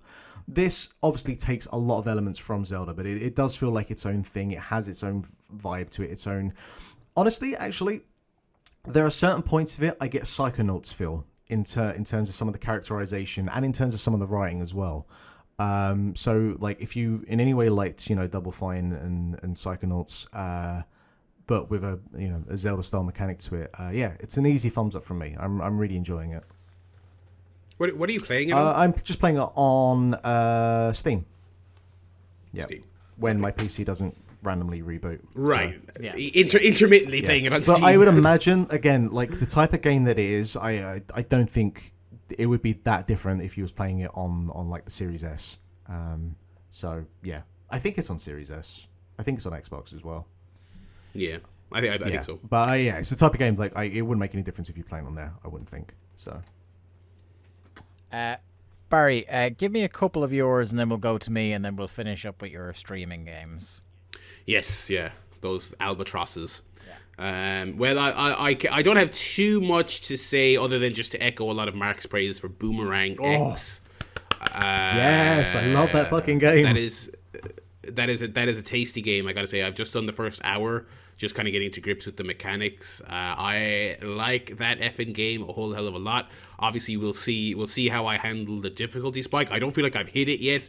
I'm still in the kind of state. I'm still what I've gotten. I think I've gotten all the power based on what I've heard people talk about. I think I've gotten all the abilities. I'm about an hour in. Man, it's good. It's satisfying as fuck. I mean, it feels incredible. I mean, it really does. I'm also kind of glad I'd heard based on like performance not being super on the Switch. I got it on PC to play it on Steam. The other reason I'm kind of glad I did, first of all, it's a lovely smooth 60 frames per second, which is great. The other thing I'm glad is I'm playing it on an Xbox controller. I feel like I would have blown my brains out trying to play this on Joy-Cons. I feel like I mentioned this when I was talking to Jack about it on the show a couple of weeks ago. It was like I played it on Steam as well, and I was like, I could have not played this on Switch. I'd have just fucking lost my mind. Like, it's not conducive to the Joy-Cons at all. It's like I would have like. Pro controller is pretty good, obviously, but I'm glad I'm playing it with an Xbox controller. Yeah, like I said, it's kind of sneakily good looking as well. It's got some. It has good art direction. It has good art direction. I don't know if it's intentional, because there is a lot of games doing this at the moment. I don't know if this specific one is. There is that kind of HD version of a PS2 game kind of vibe about it that I think a lot of games are trying to do at the moment. Yeah, I'd say that. I don't hate it, but I don't know if I love it either. But I mean, if the stake here is the gameplay, and the gameplay is super. I mean, once you get that ability where you're teleporting to the boomerang rather than calling it back, I'm like, oh, forget about it. It's like this is tremendous. So obviously, come end of year season, I'll be reporting back to say yes or no. I powered through the tougher half of it. But, honestly, the difficulty spike really is just the boss. Like the last couple of levels, they do get pretty intense, and I don't know if you've had a similar feeling at a point to, like, you know, when you're playing a particularly intense part in Doom, and 2 minutes later you realize I should probably breathe now. Like, you know, you've killed everything, and then everything calms down for a second, and you're like, oh, right, yeah, I'm in my room still, and, like, we're going to breathe for a few moments here. There are certainly a couple of areas later on in Boomerang X it does get like that, but one of the things you'll find, or certainly for me, is you are constantly, because it gets crazy, like, you have some really big areas to work with, but it fills the space with enemies, and you are constantly... Do you have the bullet time, like, slow motion ability yet? Yes. Right, yeah. You will be constantly just going slow motion. Right, where the hell am I going next? Right, teleport over there. Right, slow motion. Where am I going next? What am I aiming for? Over there. Slow motion. And you'll perpetually just be in slow motion for, like, the last kind of 4 or 5 areas, and then definitely the boss as well. Yeah, and I think I'm already kind of at that level where I'm I'm teleporting, slow motion, and like. I like already kind of like, and the game encourages this really early on, because it's like they're telling you about like hitting multiple enemies at once, and it's kind of like I'm already kind of thinking, okay, if I go on this line, I'll hit one of the enemies I have to hit, but then I'll also be in an advantageous position for my next attack, which it's just super satisfying. Another game that's been talked about a lot on this here show, including by myself, I can't really recall what inspired me to do this. I dug back up Red Dead 2 because I've had like this monkey on my back basically since that game came out. Obviously, it was much debated, and I made all my points on the Game of the Year 2018 about the playing of that game and what I didn't like about it, and how I really liked a lot about it, but I just couldn't. The playing of it was driving me mental. I think it might have been. Hardy on the Fire Escape cast, he's a big Red Dead guy. That was it. He was talking about it. And anytime I listen to a podcast or I watch anything and someone's talking about Red Dead, I'm just thinking, it really annoys me that I didn't finish that game, because I did like the story and I did like the characters, and everyone talked about the story, how so great it was. So I was like, listen, I'm just going to do it. I know I'm not that far. I was contemplating starting it over. I was like, fuck that. I do not want to play that game 30 hours through. As curious as I am, I was like, I'll remember where I am. I'll remember the characters. It's not that big a deal. So I picked it up. And much of my takes are kind of the same, so I'm not going to relitigate all the gameplay issues and stuff like that. But I will say, I was glad I finished it. Or I haven't technically finished it. I've gotten to the prologue, or the epilogue. Sorry, excuse me, the epilogue. I'm glad I picked it back up. I think it makes good on a lot of the themes and the characters and the early stuff that it plants in your head. And even though I'm coming to it 3 fucking years later, it's a hell of a story, and it's a hell of a suite of performances as well. I mean, just absolutely off the charts, voiceover work in that game. I mean, it really is fantastic. I've got a couple of missions left till I'm done. But yeah, so that's one. I've scratched that itch, because I was like, I'll never truly know what my stance on Red Dead 2 is if I don't fucking go back and get through that final act, It might get fun in the 40th hour. And that's the funny thing is that when I picked it back up, I was like, this fucking still sucks. It fucking sucks. It's like, I can't do. I was like, I completely forgot you shoot and then you also have to pull the hammer back with your next touch. I'm like, what the fuck is this? And it's like the cover system is terrible. All the camp stuff that everyone raved about so much. The interactions with the characters are cool. All the mechanical things like donating food, none of that shit matters. Shit. I was just like, I was getting annoyed all over again. And then I was just like, I never like to rush. Like if I'm going to go back and finish the story, play it. Don't rush it. Play it. But I was like, I'll take my time. But I'm just doing the story missions. I cannot be fucking bothered doing any of this other stuff. So still super complicated on it, but I think it is a worthwhile. It's extremely flawed, great game. Is my I've still never actually started Red Dead 2, which surprises me because I genuinely love the original, but I think I'm done with open world games. The idea that I got to sit down and at 30 hours, like everything will kind of come into place. Now I say this as someone who's managed to fit 200 hours of FIFA in this year because I definitely have the time. My boy. But I'm just like, I cannot be fucked to do 70 to 100 hours of this. I think it's the least you game imaginable. The movement in that game, the other thing as well is like I said I wouldn't really litigate all these issues, and here I am again. It's like your character just moves and controls like complete shit. Every epic shootout, and it's Rockstar, so they have some really wonderful set pieces in their story missions, but I'm getting shot to shit, so 50% of my time in the epic missions is opening a menu to pop health items, because I keep, and your stamina goes down super fast, and your deadeye goes down super fast. I'm like, I think you would hate it. I mean, it's one of those things where I'm saying, generally speaking to people, if you're mixed on it, or you dropped it like I did, or you didn't get into it because you don't know how you feel about it, I might do it. I don't think you would get anything out of it, to be perfectly honest. I think I think I have a higher tolerance for that style of game. At the end of the day, especially like Last of Us 1 is not exactly, Boomerang X in terms of controls, right? But it's like you I get something out of that. But if you are someone who you gotta have that sweet gameplay sauce to justify the play, you will not. Cannot stress enough, you will not get it out of this game. I'm firm on that since 2018. I'm firm on that. Yeah, the only stuff in it that motivates you to go along is the stuff you're least likely to be into. Do you know what I mean? I know you've become more story guy Robinson in recent years, but like I also think, like Barry said, I don't think it's going to take you very many hours to be like, no story is worth. Yeah, like I mean, I'm invested in the Red Dead story, but yeah, I mean, you guys know me pretty well. I mean, if a game isn't mechanically clicking with me within about 10 seconds, I'm already just like, yeah.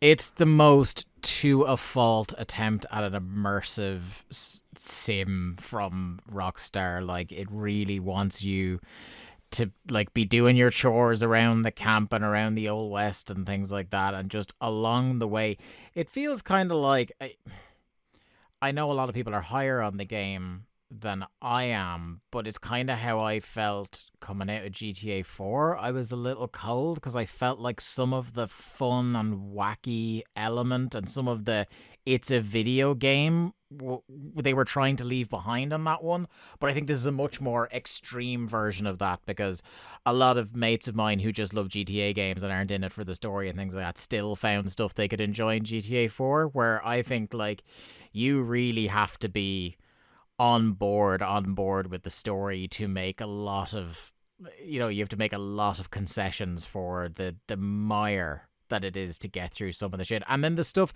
that actually is fun to play, there's not nearly enough of. Like, one of the things I enjoyed doing was like those bounty missions, as little kind of breaks in between big story set piece missions, and there's fuck all of them compared to how many of them I would have been willing to do. I was like, oh, now if I want to get like this, that, or the other, I'm gonna have to do some of those shitty side missions I don't want to do. Fuck. And this. It's like, I loved the bounties in the first game as well, but And again, the first game was not it wasn't, Max Payne 1. You know what I mean? The first game wasn't exactly the most crisp feeling game ever either. But 1 to 2, it's like I didn't even think the bounties were fun because the combat and the feel of the control was just bad enough that I was like, I don't want to go here and Arthur left his guns on the horse again. Run back to the horse. Oh, the horse is startled because you're in a shootout. Of course you are. It's like all that shit is just completely infuriating. And I'm a GTA 4 defender, but same. I actually really like GTA 4. It's kind of that to me was kind of the sweet spot. It's kind of like, Rockstar they want a little bit more realism. They've crafted this fucking incredible physics engine that still holds up to this day, but it's kind of like, Max Payne 3, GTA 5, Red Dead, and then Red Dead 2. It's been progressively further down that road of just weird animation priority. Like I don't mind the game looking amazing, but I don't understand. It's at the expense of everything else. It's like you read those articles about there was the famous thing about the horse testicles thing. It's like, that's a funny thing that they did, but it's like, no, that's what they care about. They care about that shit. They care about the sun rises in the east and it casts a 2mm shadow on this cat. They care about that shit more than they care about the pointy shooty. Is it fun? Yeah. It's they've which is why also when it trends every 2 weeks about GTA 6, when are we gonna GTA 6 based on 5 and Red Dead 2 is there's gonna be a fill out your tax returns mini game in that fucking thing based on the direction they're going, Barry, do you remember like when we were growing up in all the PlayStation magazines, the rumor that was constantly persistent about whatever the next GTA game was going to be is that you were going to have to do things like fill your own petrol and stuff like that, and we might actually finally get to that now. And it's in a weird stage because like I remember like official PlayStation, they had like a 4-page spread of listener suggestions, and it was all stuff like that. There was also a lot of I want to be able to massacre children in the game, but we won't even go there.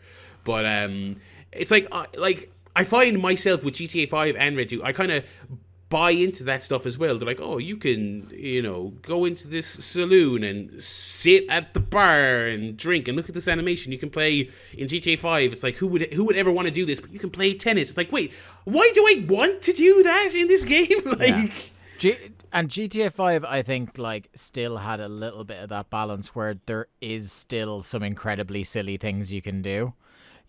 Whereas I feel like all the fun of Rockstar was kind of drained out of Red Dead 2. Apart from that one mission that we talked about, Game of the Year, where you get fucking piss drunk in it, which is kind of like, the main light moment in that game. The rest of it is just dreary and like it just feels like dragging your feet through mud, which is like what they're going for, obviously, but it doesn't feel like it in a way that I want to play ever. And I kind of love that about the story, but the 1-2 punch of that and the gameplay not being that fun is a bit, because one thing again, because I've spent more time talking about what I didn't like than I do like, but one thing I will say that I absolutely love about this story is that based on if you know what happens, how Red Dead 1 starts, you know that the entire thing is doomed, right? This entire plot, this gang is doomed, and there's this, in a way, games so never do. There's this kind of, you're not fighting to win here. It's like, this is like,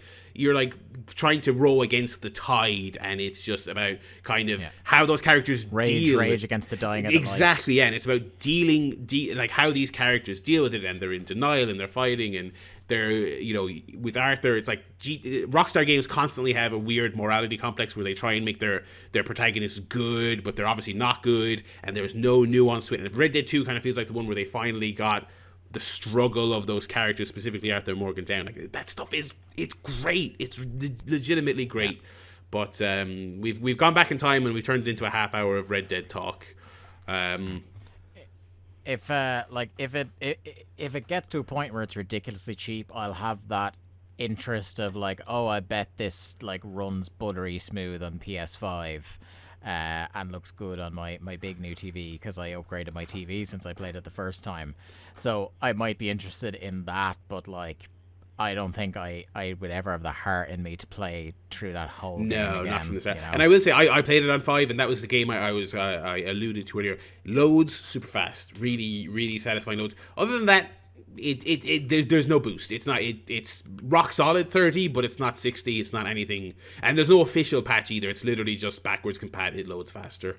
But yeah, That's Red Dead Hour there, done. The other things, there's not really much to say about this. Did you guys talk about the ramp last week? I don't remember. I've not played it yet because I was waiting to get my PC back, but I've seen enough and I've heard enough, which was only a couple of minutes of each. Because as soon as I saw what it was and I heard what it was, I was like, I'm on board with this. Yeah. It's really cool. It's I think it's like €3 on sale currently. 5 is typical price. It's like an isometric skateboarding game.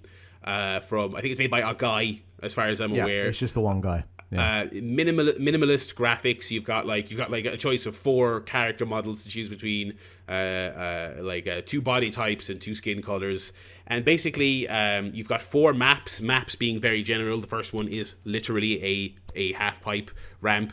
The fourth one is a ramp that you just go off and you have to jump over a chasm, and there's like 2 like pools basically, or bowls, and it has very basic controls. All these skate games are kind of going. I appreciate this, that they're not just kind of doing, hey, we're doing Tony Hawk. It's kind of like Skate is different from Ollie Ollie. Ollie Ollie is the one that I wanted to love, but it had that thing where you have to time the landing. You have to press a button to land. I was like, oh my god, this is doing my head in. I did finish the first one, but this has something kind of similar, where in the tutorial it kind of encourages you to crouch while you're going up a ramp or landing down a ramp, and it's not to do with landing. You won't bail if you get it wrong, but they have a different approach to momentum, as every other game kind of has. Tony Hawk kind of has, if you just hold X, you just crouch, and that's through faster movement. In this one, it's kind of like, no, crouch while you're going down a ramp or going up one, but don't crouch while you're on straight ground. That's kind of their mechanic. They give you that basic tutorial, and that's basically it. It's right stick tricks, left stick move, right bumper, I think, is grind. Again, a slightly more realistic grind. You have to actually have momentum, and you'll only grind as far as that momentum brings you. And that's it. There's like nice lo-fi music playing. Very, again, simplistic lo-fi looks as well. It's just the ramp in question on a kind of plain color background. No score. It'll tell you. It'll pop up what trick you did. No time limit. No nothing. And that's why it's a £5 game. I played it for a half hour. I had a go around on every map, and I think I got all but 1 achievement. It's going to be one of those things you'll play, you'll love it, and I think some people will come back to this thing like once a day for the rest of the year, possibly, and I think some people will mess around with it for a half an hour and go, well, that's cute, but there's no quote-unquote content to it. Do you know what I mean? It's and I don't think they're going to add any. It's not like they say, oh, well, people love this, so here's a campaign. It's not that. That's like philosophically not what they're doing, Looks good, sounds good, feels really good. That's the thing that might keep. I haven't checked back in with it since I played it first, but that's the thing that makes me want to go back in. Is kind of like, okay, it does feel good to the touch, to the point that I might want to get some lines down. You know what I mean? Again, you're limited to a little bowl, but it's kind of like there is just enough depth there that you can get better, and there's stuff to master in there. Yeah, it's such a fascinating premise, because games, like, a game is like, it has a set of predefined rules and objectives. That's to play, is to have rules,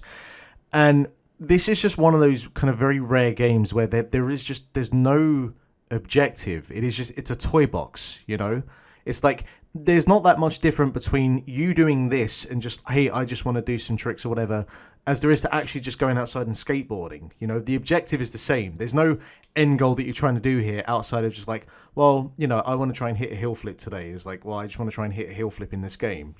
There's no, as far as I'm aware, like you said, was there was a list of things that actually, like, accomplishments to get, did you say?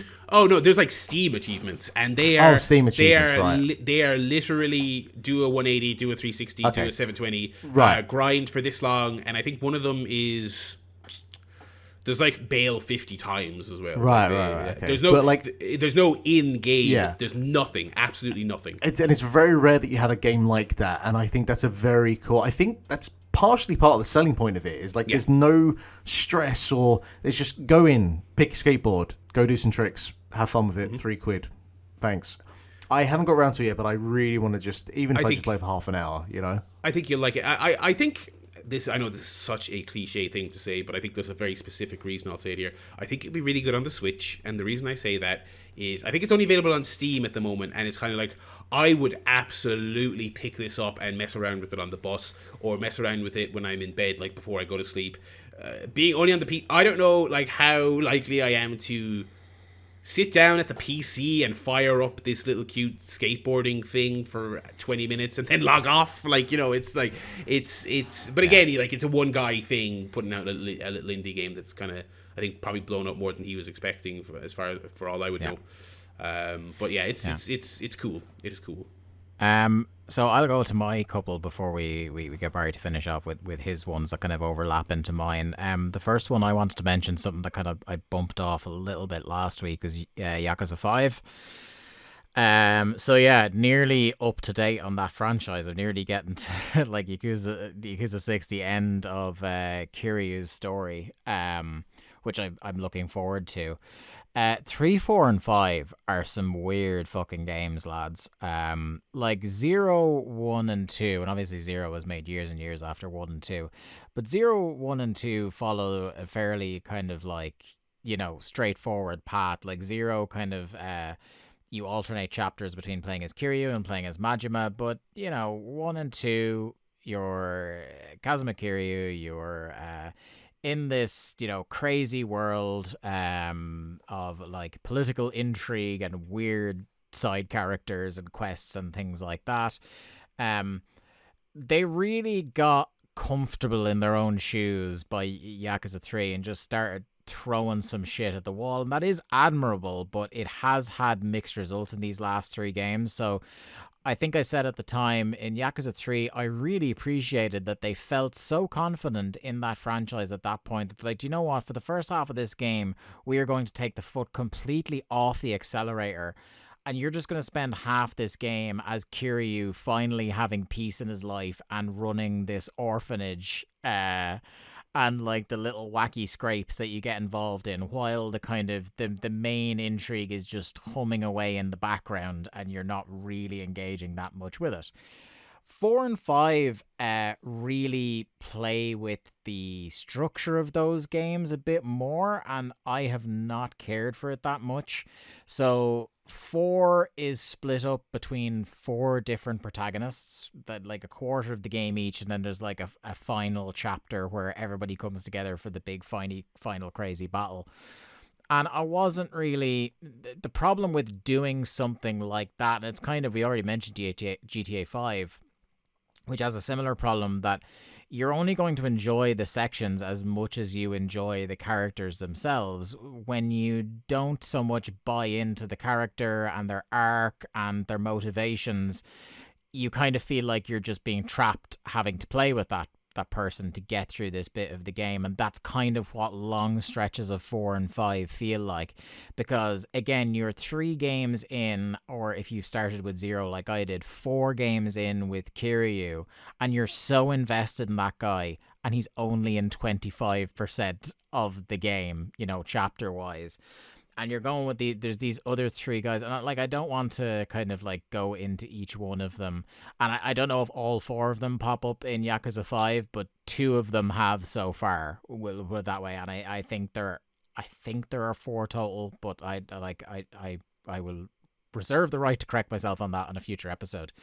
But what happens is then you end up on arcs that you have little to no interest in, or that you're just trying to, I'll get through this and then we'll get back to the good stuff, or maybe the next guy will be better.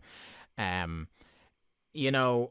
understand if you've been working on these games, like I said, you want to try and not rest on your laurels, and you want to try some different stuff, and in some ways it's intriguing because every one of them fights a little bit differently. Their moves are slightly different. Their upgrades are slightly different. So there is some dynamism to that, but not really enough to sell me on the whole idea. It ends up backfiring a lot, where I feel like I've just upgraded one character enough that I'm feeling pretty good. I'm doing some mad cool shit in fights, and then boom, his arc ends. I'm starting all over again with another character. Nothing is unlocked for this guy. Boom, I have to go through the whole thing again. And that was 4, and 5 has started off kind of the same. where like you finish up it seemingly with Kiryu fairly early on until you're obviously going to come back to him at the end. And then you go to one of the guys you met in 5, Sajima, who there are parts, most of his story takes place completely away from everything else. And you're kind of, at first you're in prison, and then you're isolated up in like a mountain village in dense winter snow. And like there are some moments in it that are fun. Like there's a bit where you're fist fighting a bear, and that's never not great, you know? But there are also long stretches where you're just like, I just want to get through this and head back to the foot. Like I was gotten to the point where I was just like, all right, I'm looking up the game facts walkthrough, not to see where I'm supposed to go, but to see how long left I have before I get back. So 5, I would say, I'm enjoying substantially less than the rest in the franchise so far. If you're somebody that doesn't want to be a completist and go the whole way through and get the whole story of Yakuza, I would say definitely 5 and possibly 4 are skippable from that perspective. But I am going to see it through because I want to play all these games, and both the Judgment games once Lost Judgment comes out as well. It's still, even with, you know, maybe 1.5 not as enjoyable games out of the whole franchise, it's still probably going to end up being one of my favorite game franchises of all time at the end of it, because like 0, 1, 2 and 3, and by all accounts 6 fucking slap. And Judgment is apparently awesome as well, and 7, you know, I forget 7, which is you're starting with a whole new protagonist and everything like that. Kiryu's story is done, and everybody says 7 is an absolute blast. So it's a phenomenal franchise. So I probably should be thankful that that the hit rate is so high with the rest of them, rather than complain about like how little I'm enjoying 5.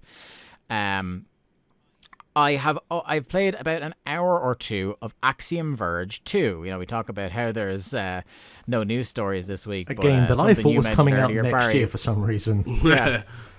You know, you mentioned earlier, Barry, GTA, and the fact that the PS2 GTA games are getting, it looks like, a re-release. We'll probably dig into that more next week. The other bit of news this week was just Axiom Verge 2 shadow dropped. Tom Happ just went, yeah, it's out tonight. Cool. And it's dropped on, what is it? It's dropped on PC and Switch, and it's coming to the other consoles Switch, later. PS4, and the Epic Games Store. Yeah.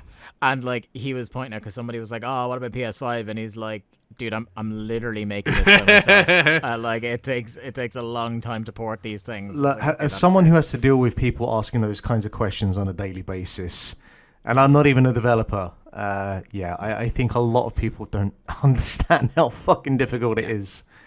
So I loved Axiom Verge when I got on PS4. I ended up buying the physical edition on Switch because I loved it so much. And I was looking forward to it, and it definitely appeals to fans of the kind of Metroidvania genre a lot. And all Axiom Verge needed to do was like hit similar kind of broad strokes of that genre while changing up just enough, you know, to not feel like a complete, you know, this thing was just farted out and it's just more of the first game. And I'm pleased to report so far that like I think he's done enough with it that it's intrigued me quite a bit. For starters, he has like replaced the environments completely. So instead of like being generic kind of H.R. Giger space station design, it's a real it's an Arctic, it's kind of got a Carpenter's a Thing vibe to the environments going on. So like even just from a color palette point of view, it feels different. It is much better about giving you some interesting weapons and upgrades straight away, like within the first few screens. You know, I've been playing only an hour and I've already got like 2 weapon upgrades. I've got my, like, you've got one of those ice pick things, like, you know, that were popular as gruesome melee weapons in those Tomb Raider reboots.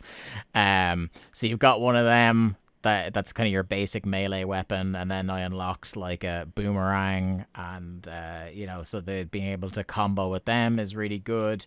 You also fairly early on get one of your first kind of map traversal upgrades, which is the ability to hold on to ledges and be able to kind of climb a bit, which is cool. I think the spacing apart of the save points on the map is a bit more reasonable than the first one. I think in the first one, with it being so labyrinthine, you felt like sometimes it was ages between new save points, and it was really frustrating. But I feel like it's a much better thought out map with much better placement of that kind of stuff. I actually, just to cut you off there about the map, because it's been ages. Like, I haven't played Axiom Verge since probably not long after it actually came out, and I don't remember a lot about it. And since the time we've had, the likes of Ori and for me specifically Hollow Knight, and certainly with my rerun I did this year. Like, how is the map? I feel like I've really gotten into maps in video games in the last year or so. But like, is it telegraphing everything straight away? Are you unlocking parts of it? Like, what is it doing? Yeah, so it does the thing that a lot of those Metroidvanias do, which, like, as you enter a room, it populates that room on the map. I will say it feels like an easier map to navigate on the menu, if not entirely more detailed, and it categorizes things like, what part of the map it is. Like, an area is called a glacier, another area is called this or that. So it's a bit easier to tell one part you're in from another. It will, as you go through, it will mark off where the save points are in a room, so that you can look on the map and go, okay, that's where the closest save point I've seen before is to me if I need to double back and save. Similar, if you go into a room and there's a health upgrade and you just can't get to that health upgrade yet because you don't have the necessary unlock, it marks that health upgrade as a kind of like spinning cross on the thing, so you can come back to that room, which is very handy, because in a lot of those you'll know this, Mark, like in a lot of those Metroidvania games, you unlock a new thing, and now it's like, do I have to go back into every single room I've already been in to find hitherto undiscovered areas? There's a lot of mental notes you make about, yep, I need to go back here, I need to get this, get that, and it, like, depending on the game, like a lot more modern games are more favorable about telegraphing that kind of stuff. But I mean, if you go back and play Super Metroid, there's nothing there telling you, hey, there's an energy pack in this part of the room. It's just, you just got to kind of remember, oh yeah, that cliff over there, I couldn't get there before. I feel like it's better in the tutorial phase of the game at prompting you what to do with different things, like even just something as simple as how to toggle your torch. The music fucking owns in it, but like it owned in the first one, but it feels a bit more diverse here. The other thing that was introduced to this game compared to the first one is a proper skill tree, and there are kind of like a couple of different elements to it, and with the gap on the menu, I'm looking at it here right in front of me, with the gaps on the menu, it feels like there's going to be more parts of skill trees that get unlocked. So the ones I have so far are physiology and combat. So physiology are your skill tree for like basically upgrading your health and things like that, and then combat, your ability with melee weapons, projectiles, that kind of good stuff. And those I've already found, like within my first hour, I've already found a few of those different upgrades. So it seems to be relatively generous to try, and it makes sense from a game design perspective that we've introduced this new mechanic. So we want to try and encourage you early on to get familiar with it as you're playing. So I think that's well done. The proof will be in the pudding when I start getting to proper bosses and I unlock more and more of the map. Do I start becoming tangled up and lost? Can I rely on the map? And do the bosses feel different enough from the ones in Axiom Verge 1 or any one of 100 of these kind of games I've played before that I'm still enjoying myself? But right now I'm on board. I think it's 20% off or something like that for the first week or two, so it's only about 15-16 euro on the Switch eShop at the moment. So like for that kind of value, it's brilliant. I should have bought that like as soon as it came out, but I hadn't actually got around to it yet. So I will probably do that when we stop recording. Yeah. And the final game, which will lead into Barry's last two, is I have continued along the road to collect all my shines in Super Mario Sunshine. Why do that to yourself? I don't understand. Yeah. Well, it's your fault. I buddy. take no blame for this. Shigeru Miyamoto can answer for his sins, not I. I have been enthralled watching the mental disintegration of a good friend of mine on Twitch playing this game for the first time. And it's interesting, like one of my favorite things about you playing it is you're going through the exact roller coaster journey I think I went through maybe 20 years ago when I played it, where it's like, this game fucking owns. And then like the deeper you get into it and you start getting to some of the fucking some of the missions, which I'm sure you can elucidate on yourself. I'm starting to get into that because I was like, I wonder, like, as a more seasoned Sunshine player than you are, like, it is my first full playthrough in years, but I've done dribs and drabs over the years. I was like, I wonder, could I get to my end game or get 100%, you know, before you finish your series? Just like, how much of this do I remember? How much can I still play this? And I feel like, yeah, I'm getting to some of the missions now, which are just plain cruel. And something I'm surprised about, I came on the first week I was playing and I came on the podcast and I was talking about how, like, it is purely sadistic how they expect children to do those platforming levels. But honestly, like, the deeper I get into the game, the more I realize the problem with the game in terms of frustration isn't those levels as much. Now, there are a couple of them that are right fuckers, but to an extent, it feels like you get punished for your own silliness or for missing something. The odd time it's the controls, but it feels more like this is that hardcore platforming experience where it feels like you die on a fucking whim in some of these actual just normal OG levels, or some of the mechanics are just hidden for reasons I don't understand. Something I've gotten really frustrated with is the game just doesn't tell you what it wants you to do some of the time.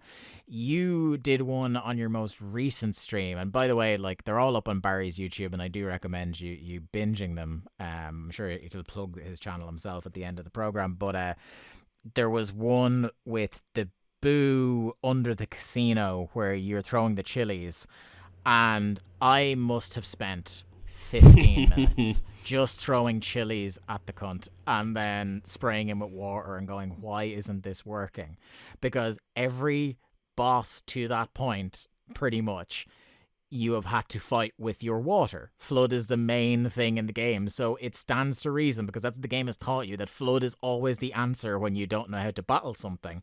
And it turns out, Mark, I don't know if you played this far in Sunshine or you remember this boss we're talking about, but this boo that you throw the spicy food at, if you just spray him with flood, it looks like he's damaged, but all you're doing is actually putting out the fire and he's grand. What you're actually supposed to do, and I had to fucking Google this to find out, is you're supposed to throw the chili, he gets fire breath, and then you just lob another random throw any of them, yeah. Which has never been a thing. It's never been a mechanic, and it's one thing it has in common with a Souls game is I'm thinking to myself, how do people play this without a chat telling them what to do? It's completely arbitrary.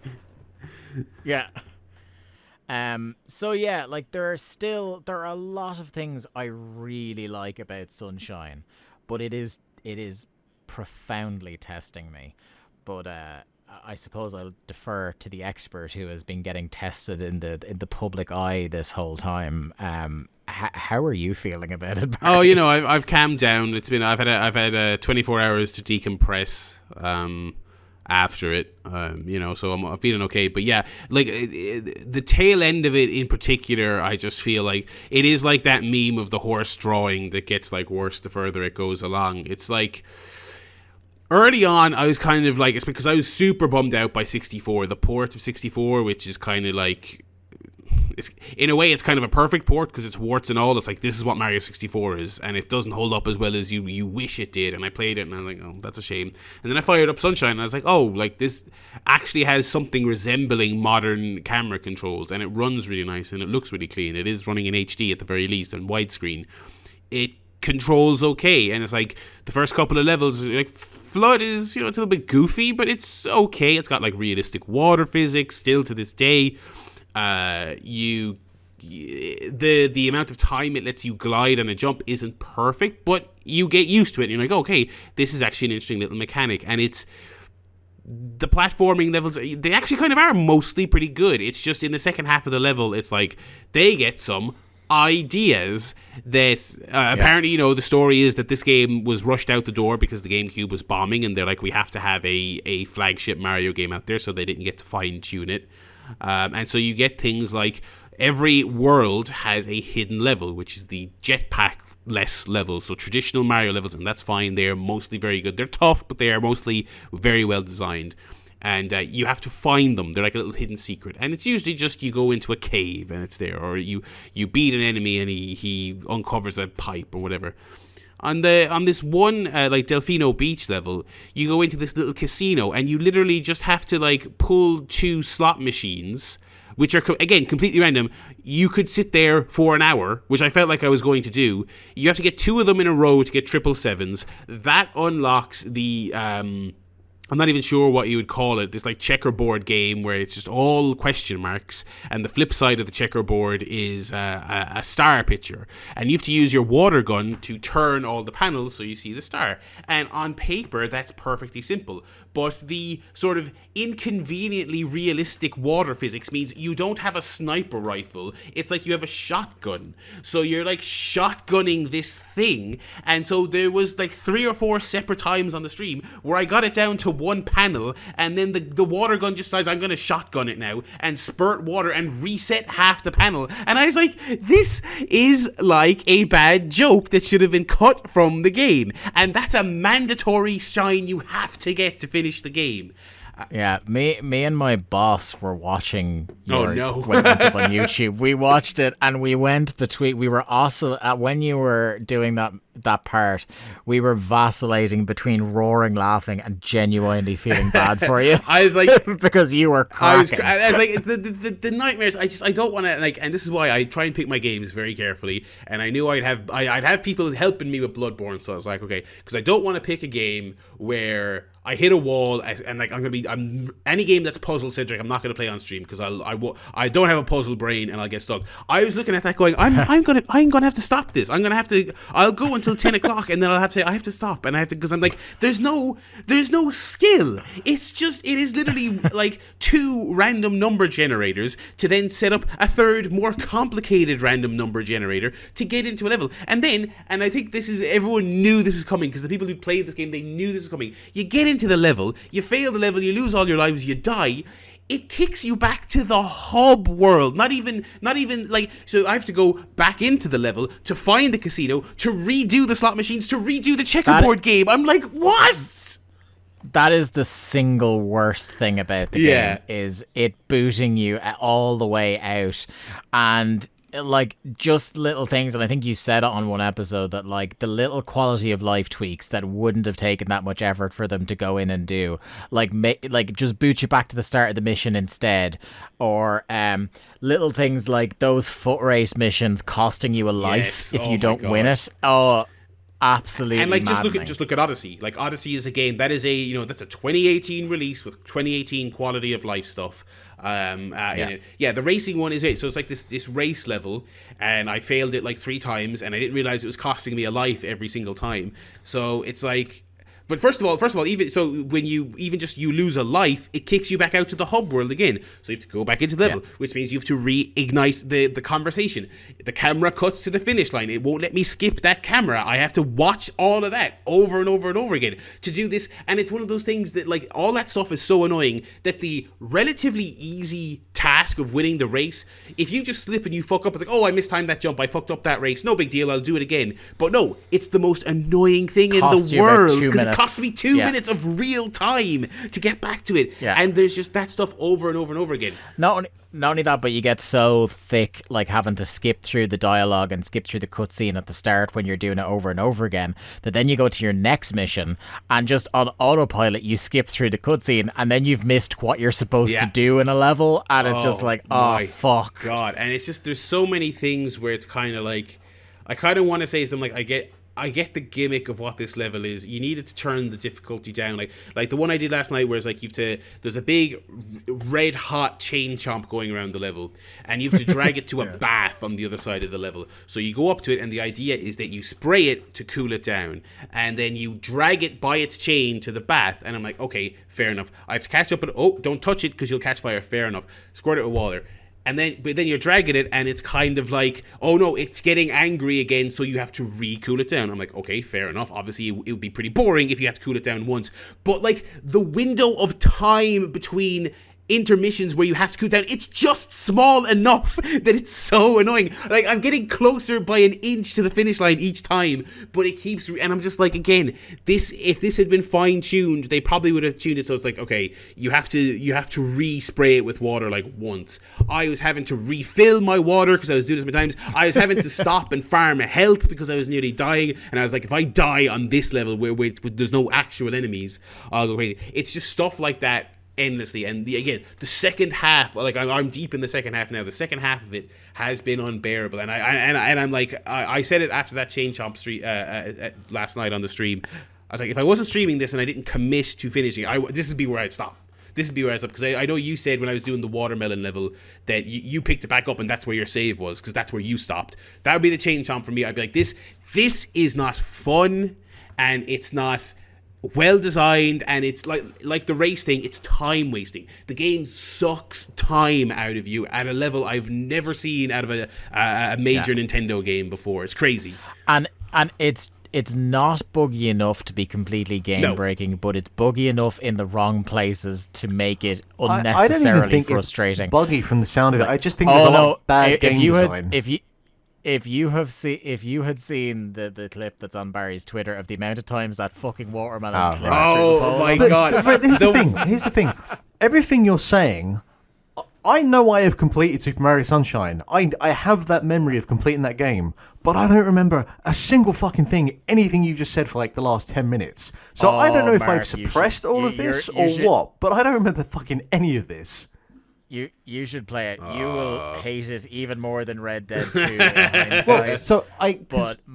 But my god, will it be funny listening to you get mad at it. I did play because I do have the remake, and I know remake. Well, yeah, I want to say I did like the first four or five levels. I think the last level I did was either the one with the roller coaster, which annoyed me, or the one where you have it's like the hotel, the mansion, and it's submerged under like the ink, and you have like the manta rays or whatever, and that was pissing me off. And none of like trying to clear that was fun at all. And it only gets worse. Like, that's around the point in the game where the really annoying stuff starts coming in, and it just gets more annoying. Yeah, because I think I did Galaxy, and I did Mario 64, and then I did Sunshine. So I really just was like, okay, this is amazing. This is not a great port, but it's still kind of arguably one of the best games of all time.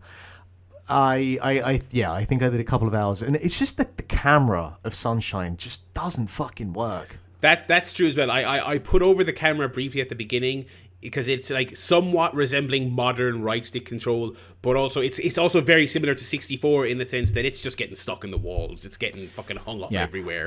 I will say it's not my number one issue with the game, but it is. There has been a couple of times where I'm just like, oh, fucking sort yourself out, game.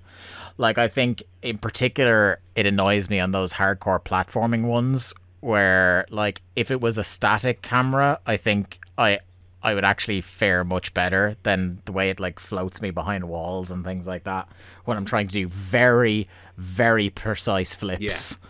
It's and the other thing is how easy it is when you're trying to do that turn on your heel cartwheel jump, how easy it is to accidentally do the spin jump and fly off the side of a platform. It should not be that easy to accidentally do the wrong kind of jump. Yeah, the mapping on that is very particular for sure. But by contrast, it sounds like Bloodborne's just a piece of piss. I'm making steady progress, I will say. But so again, like I've never touched a Souls game ever. I mean, I think I booted up Bloodborne when it came out, and I was like, what the fuck? I don't get it, and I gave up. Like a lot of people do, I gave up really quick. To be perfectly honest, I didn't give it a chance. This wasn't a Red Dead 2 thing where I put hours in and was conflicted. I caved into McGee's demands, bought Dark Souls 3, nearly went crazy just trying to beat the first boss, then immediately uninstalled and traded it in. Well, so I mean, my thing on it now is I'm coming around on it a lot more. I did kind of on the first stream, to be perfectly honest. I've come around on it more than Mario Sunshine. I'm not going to be Mr. Souls after this. I think I'm fairly certain on that. I will probably play more of them. Not right away. Such a cool nickname, though. I should just be Mr. Souls, to be quite honest. I mean, that's actually too good to pass up. But I will say, in terms of the particular feel of it, and Bloodborne, even though obviously it has its differences, it's a more aggressive game than the other Souls game. The philosophy is generally the same: is that you have to think about every single thing you're doing. You have to be paying attention. It is not God of War, which is my previous frame of reference for like an action game. And I'm loving that. I mean, it is ultimate, like, high risk, high reward. It is tough but gratifying when you figure it out. On the combat front, I am absolutely loving it. And the thing I've always wanted to get into these games for, the art design, the world building, the universe, it is gorgeous to look at. I mean, it's just absolutely, so many games do dark and creepy, but they're all reading from the same hymn sheet. This game is really doing it, and it's fabulous. I mean, it really is a tremendous game. I'm so glad I'm doing it. With all that said, like I said, though, the reason I won't be Mr. Souls is there's still shit where I just look at it and go, I'm sorry, this is obtuse for its own sake, and and maybe I'm seeing McGee in a few weeks. I'm sure we'll have this debate in person. I'm like, you will not be able to convince me that this game is better without a map. Okay, I don't care about the philosophy of FromSoft or what you think. Oh, well, that's part of the experience. You actually have to go out and hunt and really be in that explorative mindset. I don't care. When I'm coming back from Old Yarnum and I want to figure out where I'm going next, I would like a thing that helps me get back to a central location. That stuff. Again, like I said, when it comes to okay, you beat that boss, well done. Okay, for the next chapter of the game, you have to buy this item. It costs 10,000 souls. Why? Doesn't matter. You need that to open the gate to get to the next section of the game. And there's been multiple times where I'm like, how do I know this? If I am sitting at home in my apartment with the lights off and I'm not talking to anyone and I'm not YouTubing guides, how do I know this? How do I figure this stuff out? And there's a lot of the game's obtuseness that I kind of appreciate, but the practicality of it, I'm kind of like, that's the barrier to me becoming a fully fledged Souls maniac. Is I'm just kind of like, and I've had this. There is legitimately a lot of similarities with Mario Sunshine in its obtuseness and it's kind of like unwilling, like the ghost thing you were saying. It's like, why would you think to throw a lemon at it, right? At the ghost after the chili. There's a lot of that with Bloodborne, and I'm just kind of like, again, I know that's kind of the experience, and it's kind of supposed to be a community thing. I have dumb brain, like I said. I'm specifically never going to play a puzzle game on stream because I don't want to be found out as a hack and a fraud. I like my games to tell me where I'm going. I like my games to tell me where I'm going and what I'm doing. Get this item, open that gate, go to that. I want my games to tell me that. I want them to tell me that. And if you want optional areas, I will always go in the opposite direction of the critical path to see all that stuff. Tell me where the fuck it is. I don't care. I don't care about reading item descriptions. Yeah. Yonder gate doth be forbidden unless thou has the key of the lemon tree, demon. I'm like, what? Like, get out of here. Give me the fucking key. I beat the boss. We would. It's one of those, it comes up periodically about the FromSoft games, an argument about whether they should have stuff like an easy mode or things like that. And I always think, I know, like you said, the philosophy and things like that. But to me, I'm like, once it's an opt-in, opt-out sort of stuff, add all that, the fucking bells and whistles in you want. Like, if you can add a map in, there's nothing saying, you're not saying that, like, add in a map that absolutely has to be, everybody has to have it. It has to be pinned on your HUD or something. And it like doesn't that. have to be. It could be a thing that like Barry could change the game to Barry plays the game for babies mode, and that has a map on it, and you'd be quite happy with that. It doesn't have to be the RE2 remake where it labels every single thing. This is a locked door. This is a broken door. You left an item here. You left an item here. Here's a save point. It doesn't have to be that. I was like, give me something. Give me something. This is a very beautiful, complex, intricate world you've crafted, but. I said I've done my ranting about it. I will finish up. it's fucking great. I'm not gonna act like I'm not. It's kind of. As I always kind of thought I would if I gave it a chance. I'm coming away with an immense respect for it, and I'm just kind of like, I look forward to it every Wednesday. I'm like, let's fucking play it, And you know what? Sony gave it away for free. Yeah. To everybody last year. So that's like, I have it bought because I'm like, oh, someday I'm going to give it a go again. And maybe that day will come once it'll seem like a jaunt through the park after I finish Sunshine as well. I think you'll like it if you give it a whirl. I think it's the thing I think about it is now like when it came out in 2015 or whatever, I was like, oh fuck it, no, like this is just too much. But I have a different perspective on games like those since I beat Cuphead. Yeah. So I'm like, if I could beat Cuphead, do you know what I mean? Like, and that was like monstrously difficult to beat. I know it's not. I was going to say, I think translate completely. Like with Cuphead, you have these kind of self-contained levels. Like it's not quite a boss rush, but more or less. Where with the kind of flow of Bloodborne, I think there's just as many headaches, not so much in just terms of like, dealing with the bosses, but as Barry's talking about, just in terms of like figuring out where the fuck to go. Like you don't have that with Cuphead. So I figured there's just as many headaches. I thought we were done with like the whole no map thing after the original Metroid, and I thought we'd figured out afterwards that maps are good. Let's continue using them. Yeah. I'm still pissed off. Maps are good, except bad maps. I'm still bad maps, fucked off about Carry On from last year not having a map. I was like, why? Yeah. Why in a Metroidvania do you not have a map? Yeah. But yeah, look, we've talked about many a game. I suppose we'll draw a close to proceedings at that. Barry, before we go, thank you very much for being on. You're one of our favorite guests. Always love catching up with what you've been playing, what you've been doing.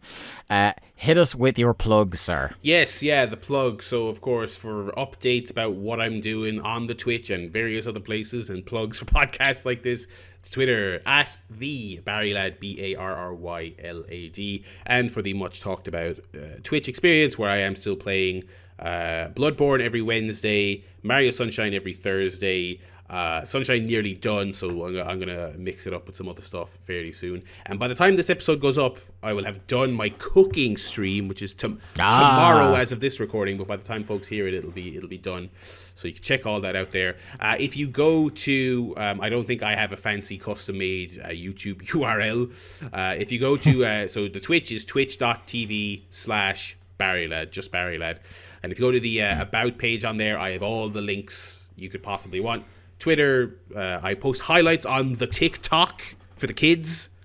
If anyone wants to watch that, For those big beautiful if you're too kids. young and cool to be on Twitter, where I also post them, it's on TikTok, and also I've got the YouTube linked on there as well. Of course, Twitch does not store VODs forever, so if you're listening to this in 10 years, you're like, I tell you what I want. I tell you what I want to do. I'm gonna watch the acclaimed series You're No Son of Mine, where Barry plays Super Mario Sunshine. That'll be on YouTube. They're all in playlists and all that stuff. So those are the two big plugs. Follow me on those places for updates. You can pair that with the series where I made Mark play the witness, and instead of getting loud and having a breakdown on the air like you, he just got quiet and sad about it. Like you talking about types of games you wouldn't want to play, Barry. I think that the witness is. The Witness is your ultimate nightmare stream game. When that game was the talk of the town, I didn't want to play it on my own in my house. I didn't want to. I was like, no, I'll feel dumb. Yeah. Oh, you do very quickly in it. But anyway, look, that's the end of another episode of Link to the Cast. Thanks for tuning in, everybody. At Link to the Cast is where you need to go on Twitter. Keep up with the shows as they're posted. Tell us what you want us to cover, what you think of the stuff the shit we spouted on our latest episode, whatever you want. At Link to the Cast on Twitter is where you want to go. Individually, I'm at The Day to Dave. Mark is at Lithium Project. And the absent Jack Lazell is at Jack Lazell.